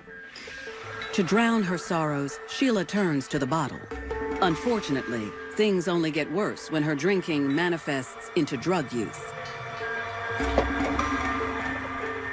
When someone is going through some very difficult times, it's easy to get stuck in a pattern of substance use or dependence. But all that is just a temporary Band-Aid that is covering up whatever the issue may be instead of getting to the more deeper, more complex solutions. When she's sober, Sheila is a wholesome, caring mother. But when high or drunk, her personality does a 180. Sheila would turn into a completely different person. And sometimes people were nervous to be around her. No, you can't go outside. Leave me alone. She had a temper, and she would get angry, and she would lash out verbally. Not only does her volatile personality create drama at home, it also lands her in some hot water with the law, though she's never convicted. Sheila got into all sorts of trouble. She started causing ruckus out in the streets, assaulting people, writing bad checks. Despite her brushes with the law, the troubled soul has dodged any serious jail time and longs for a shoulder to lean on. Before long, she finds comfort from an unlikely source, Eddie Brownlee. Eddie is in his late 40s. He's a mid-level drug dealer. And Other people considered him the man, and he wanted to be a person of power. Unlike the other pushers Sheila deals with, Eddie is older and can relate to the pitfalls of adulthood. I think he knew a lot about the world and about the way things worked, and I think she understood him very well. As time wears on, Eddie becomes more of a friend than a dealer. I think that she saw somebody who was strong, who could provide her what she needed, and I think ultimately she wanted somebody in her life. And if that so happens to be her drug dealer, why not? He's there, he's willing, he's open, he's ready. Eddie's warm heart appears to be just what the doctor ordered. And it doesn't take long for their friendship to take a romantic turn. They spent so much time together, talking, getting to know one another, and it was really just bound to happen. At first, Sheila is reluctant to introduce Eddie to her children, given his livelihood. But after just 2 months together, he becomes a staple in her broken home. In addition to supplying her habit, Eddie is coming over to her house. He's taking care of her kids. He has just really made a place in Sheila's life. He is making sure that her bills are paid on time, and he's even bought her eldest daughter's prom dresses. It's really easy to find comfort when our emotional and physical needs are being met, even if that person isn't right for us. The security tends to put our mind at ease. Even though her life appears to be on the uptick, Sheila still abuses drugs and alcohol and feels Eddie is her meal ticket. So what better way to have her cake and eat it too than to join his thriving illegal business? I don't think Sheila went into this thinking, hey, I want to be a drug dealer. I think she was abusing drugs, she was drinking, she had 6 kids at home to feed, and here was an option. Sheila was a dependent personality. And Eddie is the sort of man that not only understands the dependent personality, but knows how to exploit it. Delighted to have his woman on board, Eddie quickly gets her up to speed on the chain of command. Eddie ran a network of drug dealers, from a foot soldier to more middle-ranged operatives who would handle the distribution of his product. When Eddie does handle the legwork, Sheila usually goes with her man as he passes out the goods. To the outside world, they're really just this average couple. But in Euclid, they're really becoming these big players in the drug game. When we're caring for a loved one, it's just a tendency to do whatever it takes to take care of that individual or individuals. It's almost a primal behavior because in that person's mind, the means justify the ends. In order to keep their illicit activities away from the children, the couple often rents rundown hotel rooms to peddle their wares. However, the volume they're distributing has caught the attention of the Euclid Police Department's narcotics unit, who has identified Eddie as the head honcho. A reputation as significant as his wouldn't go without notice, and they began to focus their operations, centralizing on Eddie and his criminal organization. After getting wind that he's in their crosshairs, he tells Sheila to lay low with the kids at her place for a bit, while he squirrels away at their various hideouts.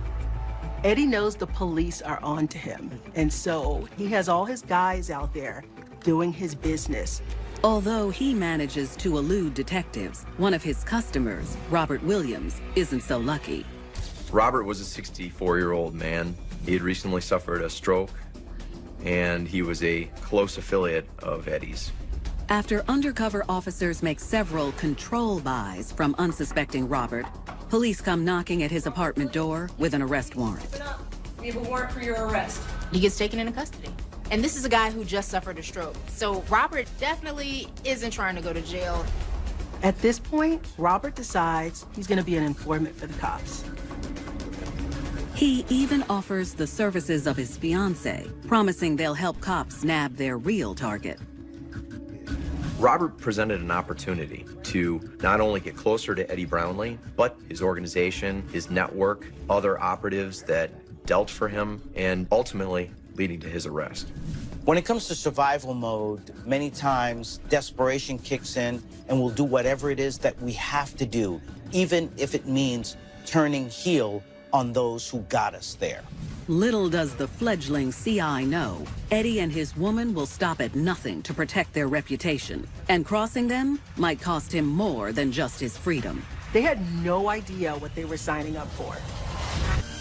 In Euclid, Ohio, Sheila McFarland has become involved in her boyfriend Eddie's bustling drug business. But when one of their clients, Robert Williams, and his fiancée become rats, the couple knows they'll need pest control to avoid getting trapped by the police. When you're in dire straits, it's easy to go into desperation mode, even if it's not in your nature. Protecting yourself and loved ones becomes the prime emotion and behavior. On a chilly September afternoon, Robert meets with police to get strapped up. We'll be right here. We'll get to him before he gets to you. He was wearing covert surveillance equipment so that they could monitor him as he conducted a controlled buy with Eddie. So, per the police's plan, he contacts Eddie and they meet up at his apartment. The whole time that Robert's doing his business while the cops are watching, Sheila's there watching too. Despite having the whole thing on tape, investigators want as much evidence as they can against Eddie. So they decide to keep the sting going. A few weeks later, they send Robert back out to do another deal. So this time they meet Eddie outside of a strip mall. Everything goes perfectly, and he has no idea the police are watching. They had confidence in Robert, and they believed that he was sincere when he came and transacted with them. If they had known, it would have been a very different scenario. Finally, 2 more weeks later, a mic'd Robert, along with his girlfriend, again ring the dealer to score some cocaine. However, on this occasion, Eddie claims he's busy cooking, but will send Sheila to complete the transaction at his secondary apartment. Of course, this is her man. She's willing to help him out. And she's willing to meet the couple and give them what they came for. The deal goes off without a hitch. That is, until later that afternoon. Following that final transaction, the narcotics detectives moved against Eddie. As he was leaving the property with Sheila in their truck, the Euclid detectives stopped that vehicle and arrested both of them. At the station, Eddie is charged with various narcotics violations and sent to jail. Sheila gets off easy, since police are only after her man. Sheila was released, and allowed to go about her business. She was despondent and upset that Eddie had been charged. When the right person comes along, or at least what we think may be the right person in our own minds, it's easy to look past their faults or even blatantly illegal activities or actions. To keep the business afloat while her man is locked up, Sheila contacts Ryan "Chop" Motley, a close associate of Eddie's. Ryan was a very young man. He was 20 years old. He was very impressionable. Eddie is almost like a mentor to him. He wants to be just like him, if not better. Chop tells Sheila not to worry. He'll look after things while Eddie is in the clink.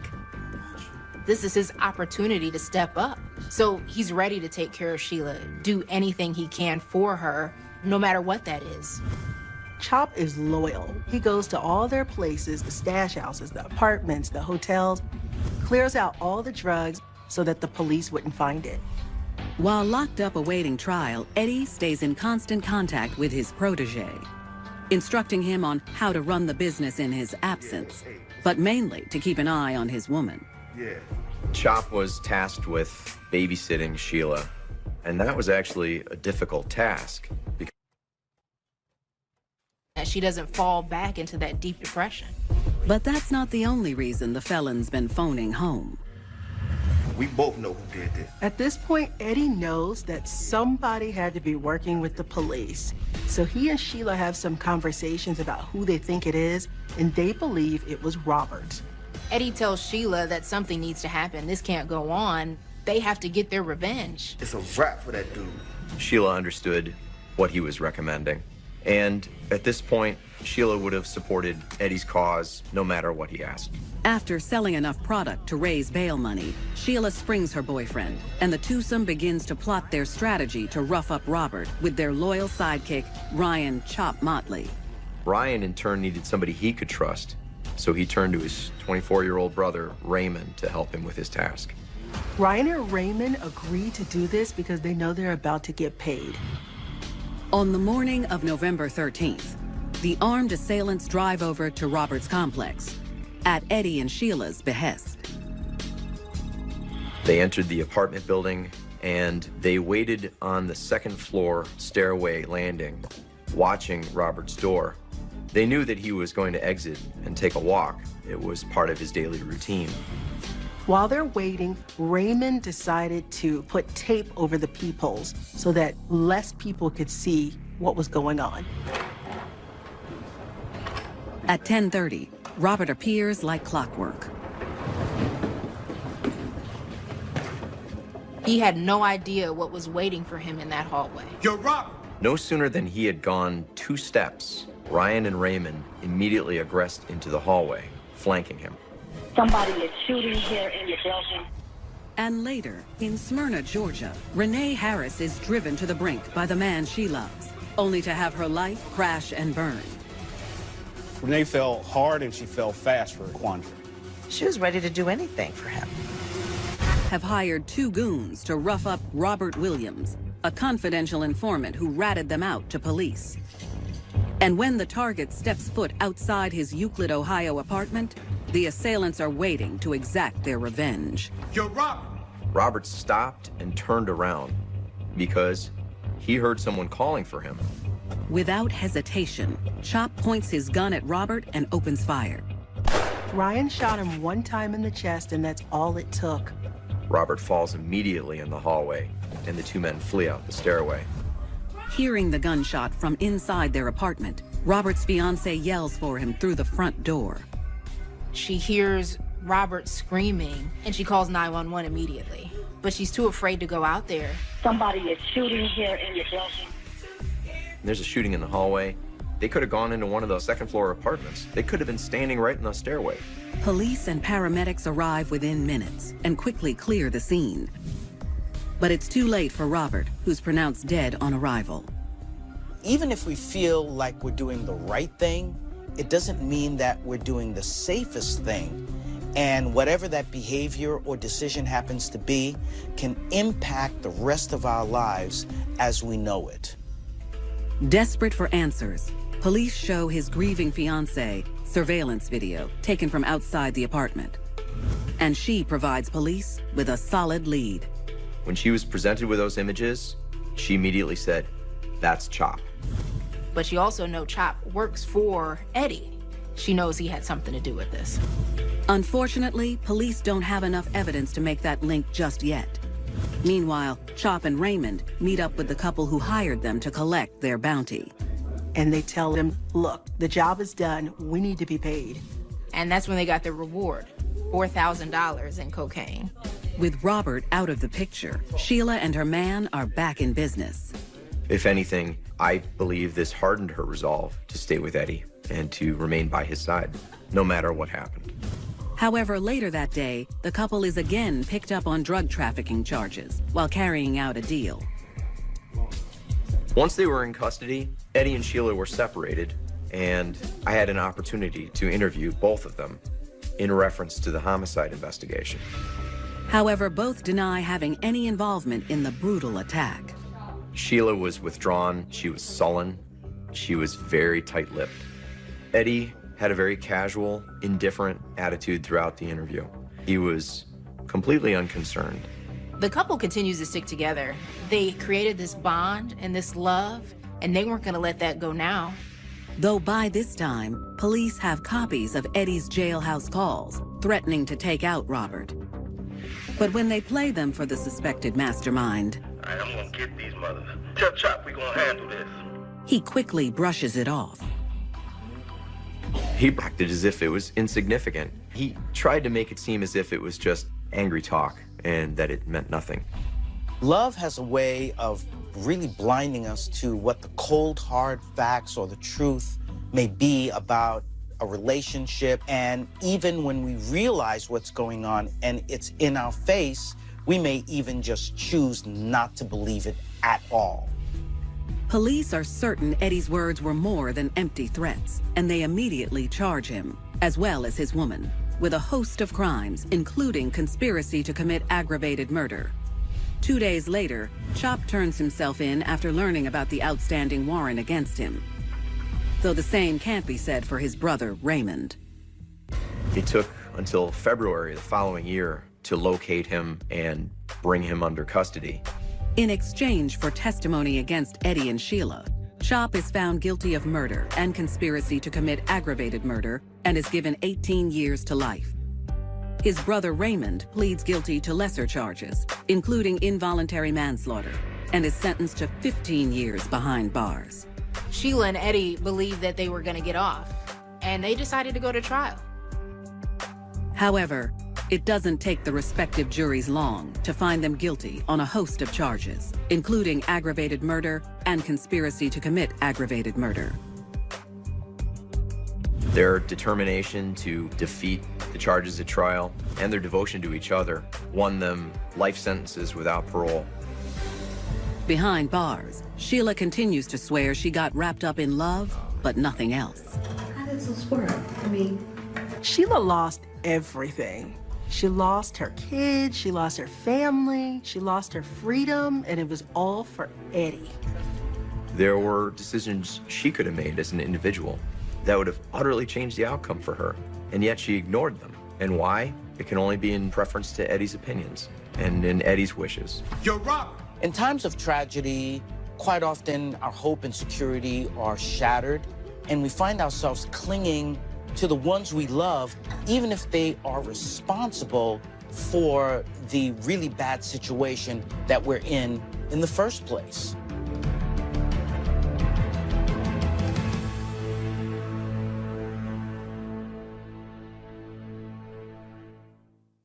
Sheila's dreams of rehabbing her life took a tragic detour when she followed her love into dangerous territory. And in Smyrna, Georgia, musical standout Renee Harris learns that just because a man makes your heart sing doesn't mean you'll live in harmony. Growing up with a loving, close-knit family on the outskirts of Atlanta, Renee Harris is truly blessed. She was an amazing young lady, very smart, very gifted when it came to music. And she could play several instruments, so she was very talented as well. But it's her most cherished gift that Renee can't help but share with anyone who will listen. She had an amazing voice. Most people called it angelic. And she would actually make people cry when she sings. Although the 17-year-old marches on the straight and narrow, she works hard to break the band nerd stigma amongst her peers. I think she pretty much got along with everyone. Didn't want to feel like the geeky person who was smart and played instruments. However, her quest for popularity often lands her in the presence of men she knows could derail her promising future. Renee's weakness was bad boys. Her family was aware and they never really approved of that, but it was something she did anyway. Following graduation, Renee continues to live at home and enrolls in a community college where she gets some life-altering news. She'd been accepted to Berkeley with a scholarship. She was going to get free money to attend school with one of the best music programs in the country. So her life was changing for the better. When we compare the non-musical brain to the musical brain, we find that the musical brain is able to encode information, retrieve information, and that could certainly be an advantage later in life. But when she meets a man who hits all the right notes, the prodigy starts to sing a very different tune. Whoever's flashing the most cash, that's who they were going to find. Whatever he wanted, she would have done for him. Harris is excelling through life in East Point, Georgia. The gifted musician has just received a scholarship to Berkeley and couldn't be happier to start the spring semester. It looked like she was really headed for a life of just great achievement, and there's literally no telling what she could have accomplished. When you get accepted to a prestigious university and you get a full ride, a full scholarship, well, that certainly has to be an ego boost, because that is validation that your hard work and efforts have paid off in spades. But before she ships off, the now 24-year-old has to say so long to her hometown pals. And while attending a going-away party, she meets Quandre Bentley, a friend of a friend. Quandre was the bad boy that she typically tended to fall for. He had what is known as street cred, so she was really attracted to that. After getting to know each other, Renee learns the 25-year-old lives in Jonesboro, about 15 miles south, and has always been the problem child of his family. Quandre had a criminal history, and he had one prior prison sentence, and that was somewhere in the neighborhood of 3 years. That's definitely not the type of person someone's parents want you to be involved with. No future, no nothing. He was on the fast track to nowhere. Good thing he's just Renee's type, and his troubles with the law don't stop her from falling head over heels. Things were about to be wonderful for her, but then she halted everything to spend time with this new love of her life. Quite often we find that women are attracted to the bad boy type. And why? Because it's something different than what they've had, and it just kind of raises that pitter-patter in our hearts and in the steps of love. As the weeks pass, the new couple becomes attached at the hip, despite living separately. In less than a month, she was telling people he's the love of her life, that's her man. However, since he doesn't get a steady paycheck, the young adult has concerns about how her man makes ends meet on his own. Renee really didn't know how he earned his money, how he was eating, how he was doing things. But she finds out on a temperate October afternoon when Quandre calls to say he wants to score some fast cash and needs her help. It was his plan to have her pick him up and take him to a place called Dots, which is a local restaurant here in the Atlanta area, and they were going to rob someone. I think that she was reluctant to get involved, did not want to get enmeshed in that type of scenario, realizing the seriousness of it. But love can be blind, and despite her misgivings, she agrees to tag along. If you notice, Cupid is always wearing a blindfold and ready to shoot that arrow randomly. It's almost the same feeling when you get involved with someone in an unexpected manner, that you're just going for the excitement, no matter how random or crazy it may be. With his woman on board, Quandre also enlists his 46-year-old friend and convicted felon, Isidore Barboza. He had a lengthy criminal history, including aggravated assaults, weapons charges, primarily in other states other than Georgia. Renee does as she's asked, and after picking up her man and his pal, they set off for docks. During the ride over there, the trio discussed who was going to be their victim. They were going to essentially find an easy target. I said, we go in there. They were looking for the showman, the person who's out flashing his cash, flashing his jewelry, letting folks know that, you know what, I'm a big baller. After arriving at the pub, the group proceeds to scope out their surroundings. And around midnight, they identify their mark. They spotted 32-year-old Xavier Brooks, who was basically flashing a lot of money, just spreading it out on the pool table. Immediately, the trio races to brainstorm logistics. But not before Renee makes a pit stop. At this moment, Renee has to go to the bathroom. So they're calling her to tell her they're ready to move. But when the men notice Xavier paying his tab and heading for the door with his date, 32-year-old Ebony Driscoll, they know it's go time, with or without Renee. As he and Ebony exited docks, Quandre and Isadora exited as well. They get out to the parking lot. Ebony and Xavier approach their vehicle. But before the woman can open her driver's side door, one of the assailants springs into action, using a gun he brought without his girlfriend's knowledge. Quandre approached Ebony and essentially said, hey, this is a stick-up. He told her, give me your money, and don't scream, don't do anything. Just give me your purse. Meanwhile, Isadore appears at the passenger side door and immediately presses a .380 caliber handgun against Xavier's temple. He says, don't move or things are going to get ugly.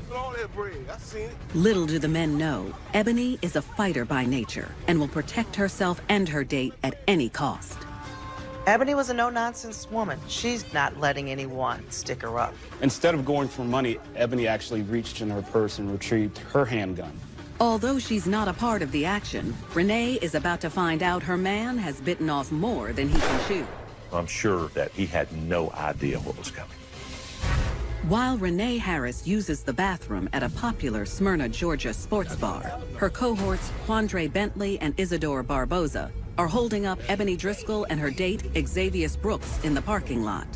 Xavier was there with Miss Driscoll to enjoy the evening and have a good time. So once that was observed by Quandre and Isadore, one mark became two marks. But when Ebony pulls a pistol from her purse, Quandre knows his sadistic script is about to be flipped. Ebony took aim at Quandre and shot him in the neck. Instantly, the assailant crumples to the ground as Isadore and Xavier look on in horror. At that point, Isadora began firing. He shot Ebony twice, once in the leg and once in the abdomen. After Xavier heard the shot, he attempted to wrestle the gun from Isadore. By the time all of the tussling is going on, folks start leaving docks, and they see what's going on. But Renee was nowhere around. She was in the bathroom. She didn't see anything. Realizing he's no match for the stronger Isadore, Xavier relinquishes the gun and makes a break for the eatery. Xavier runs back inside Doc's restaurant and says, call 911, we're being robbed. As the frantic scene continues, Renee finally emerges from the restroom. But when she makes her way to the parking lot, she's shocked to see Ebony lying on the pavement, and her accomplices are nowhere to be found. It must be traumatizing when the pieces start coming together because the robbery that you planned so well now begins to fall apart and you're part of it? As Renee leaves the scene in her vehicle and frantically texts her boyfriend, Xavier bravely heads back outside to help his date, who's clinging to life on the macadam. He noticed a lot of blood around Ebony's midsection.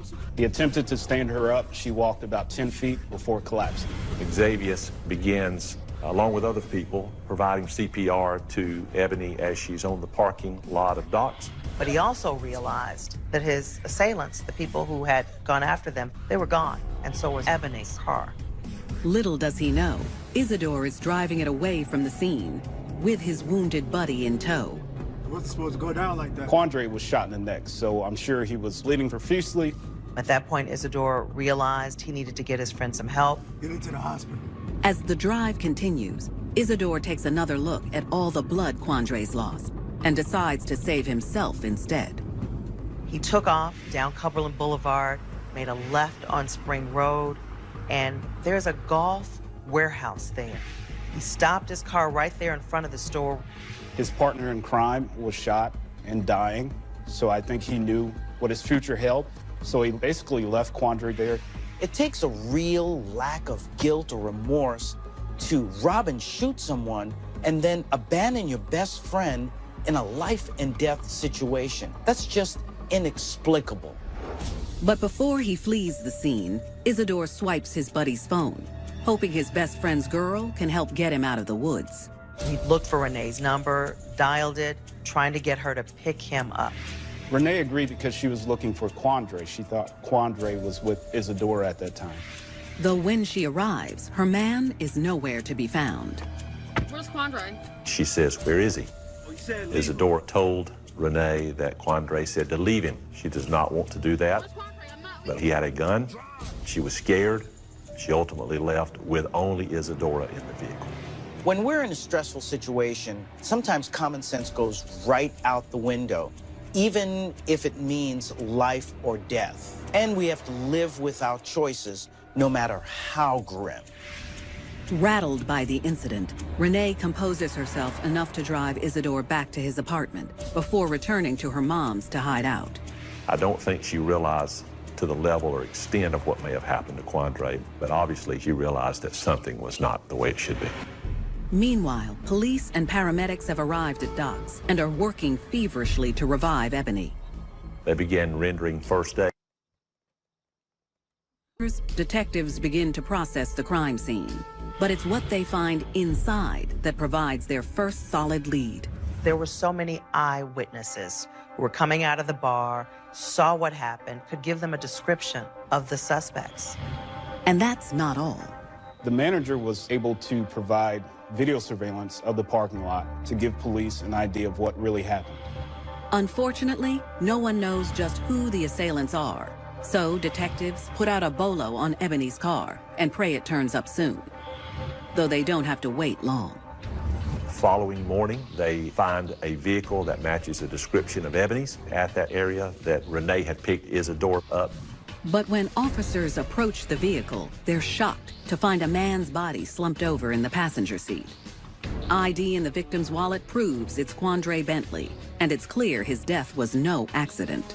He has a single gunshot wound to the neck area. Pretty ugly scene, a lot of blood. At that point, they realized they had a double murder investigation going on.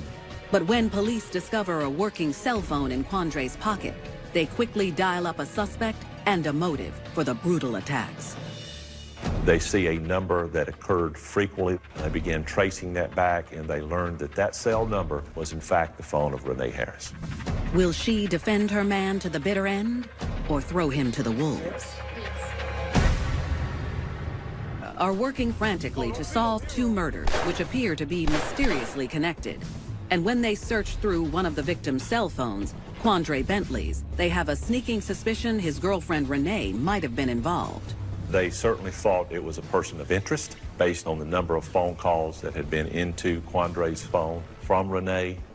To find out what his girlfriend knows, detectives pay a visit to her house, a half-hour away in East Point. When she opened the door, Renee was not surprised that investigators were there. She essentially let them in the residence and started talking to investigators at that time. They ask her who Quandre is, what she knows about him. She admits she knows him. That's her boyfriend. They're intimate.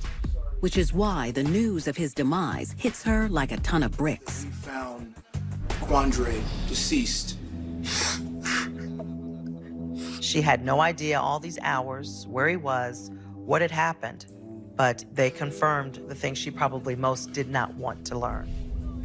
Even if someone dies doing something illegal, it doesn't change the way that we feel about them. We still feel the grieving, we still cry, we just still love them no matter what it is that happened. And honestly, they were planning to rob someone. To honor the memory of her man and place the blame on Isidore, Renee readily admits the trio was at Docks on the night in question, and even explains why they were there.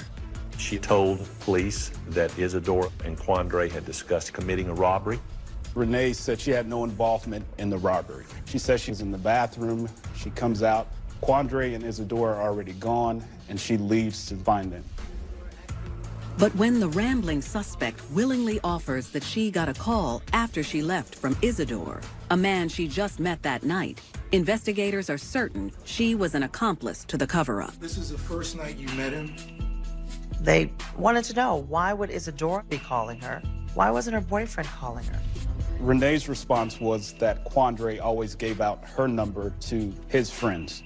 But that didn't really make sense to detectives. I'd like for you to come with me down to the station and make it. To get her story on the books, detectives bring her downtown to make an official statement.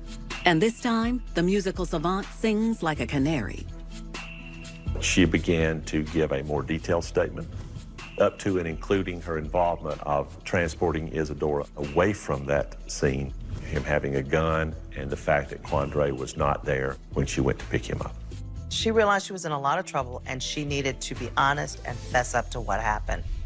With her testimony on file, police have enough to charge Renee with malice murder stemming from Ebony's death, as well as the felony murder of her boyfriend, Quandre. Doesn't mean that she pulled the trigger, doesn't mean that she took anything from them, but it does mean that she was involved in it. The law in this state allows law enforcement to charge everybody involved just as if they had actually committed the crime themselves. When a person that we love puts us in a bad situation and we say no to them, they see that as a betrayal. But if we go along with it, then it's a betrayal to ourselves. So if you can't find the strength to say no, then that may leave you in your own personal hell. Despite Renee's arrest, police have been unable to locate Isidore, the only other living suspect. But 10 days later, while acting on a tip, detectives track him down at an unexpected location. He's actually about 200 miles away in Augusta at his sister's house when they find him.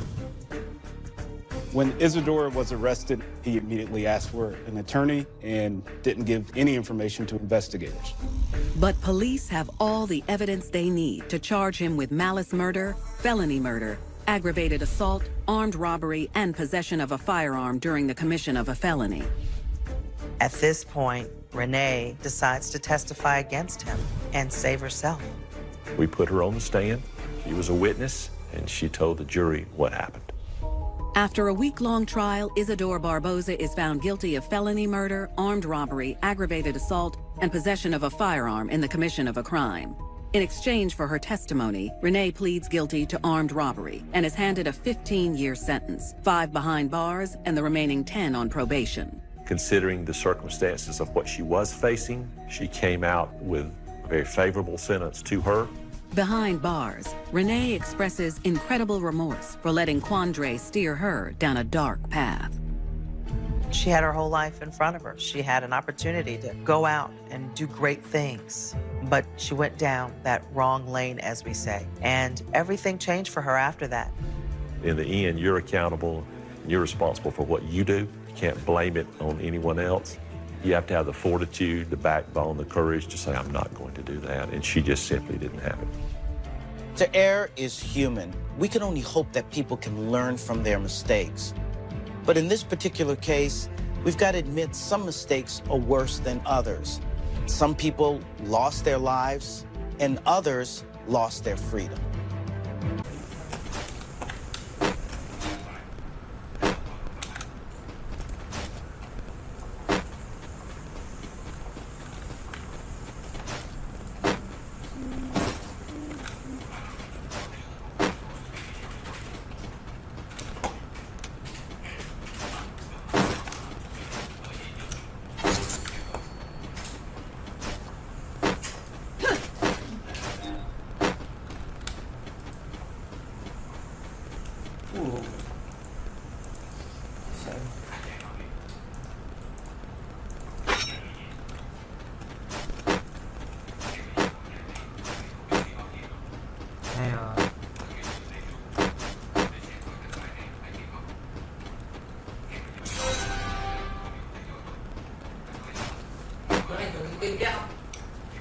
Giật một cái tét không?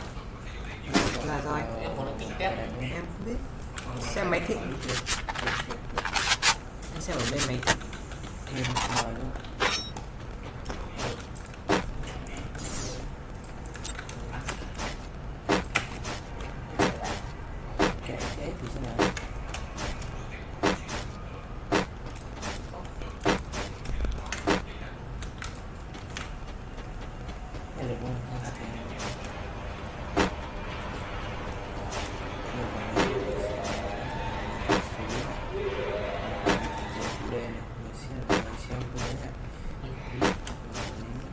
Cao nhất.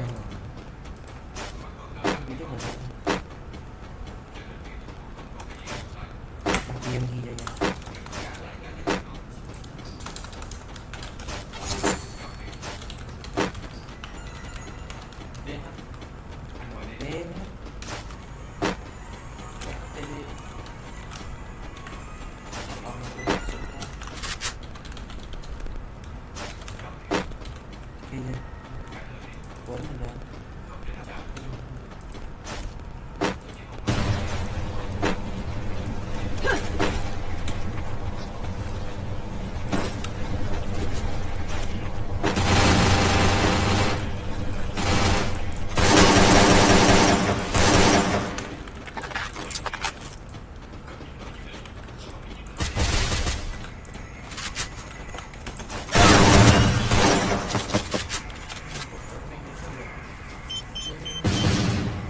Nó nổ tại sát mình. Chắc là em đi không được. Unstoppable! Anh để kênh kép này.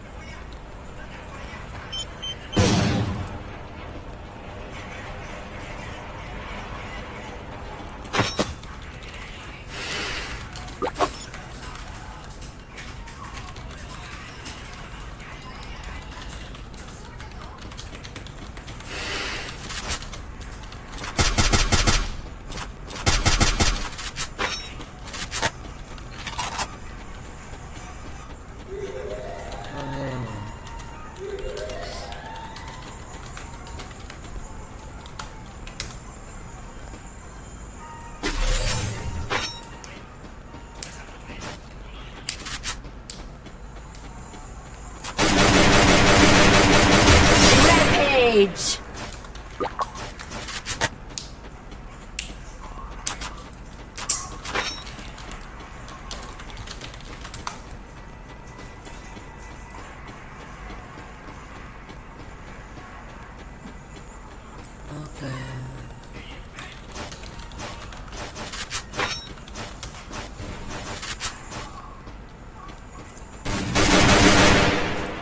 Giờ này thích xem video con cua bạn làm được.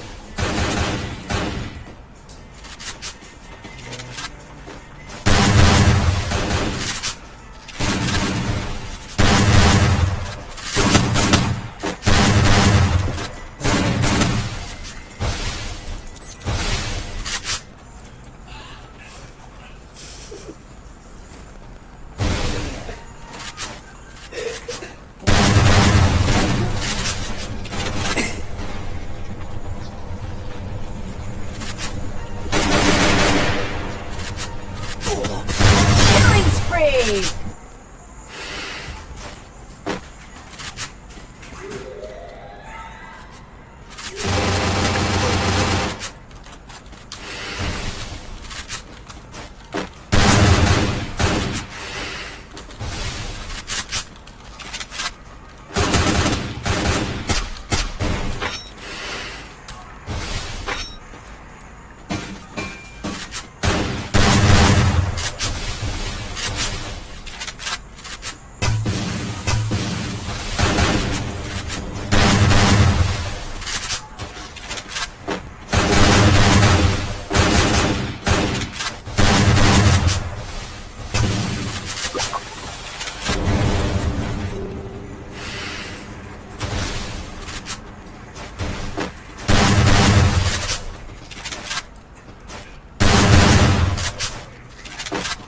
Killing spree!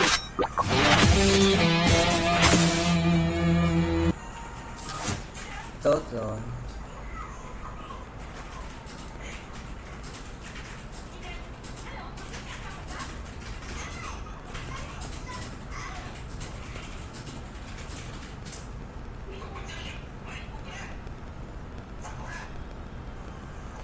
Đợi xíu, thì trận mới á.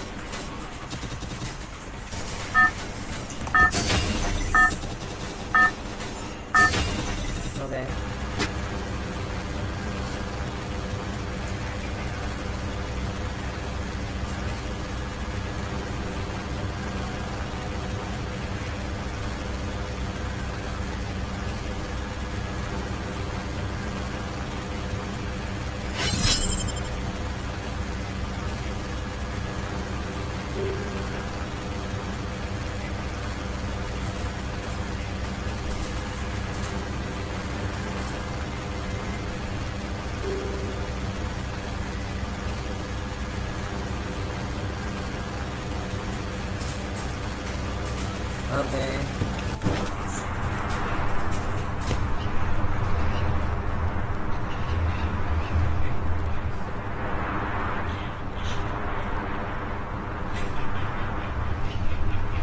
Tốt rồi.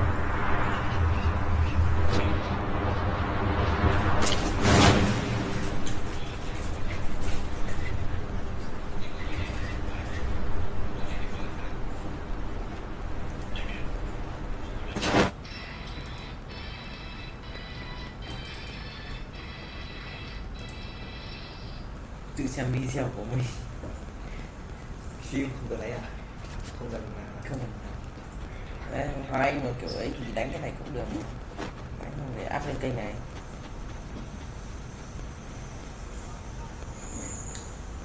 Nhưng mà phải tiếng Anh này thì với lại là không ấy đâu, không gì, không chơi hát, không phải là chơi hát mà giống có để cho nó biết rank của mình là rank gì. Nghĩa là đây nhá, mình lần đầu mình không thấy rank mình cắt video được, mình cắt đi và mình chỉnh sửa hết rồi. Cái rank của mình là rank gì với chính thế không ý là nghĩa là nó chơi điện quay lại mình xem sao bị che được.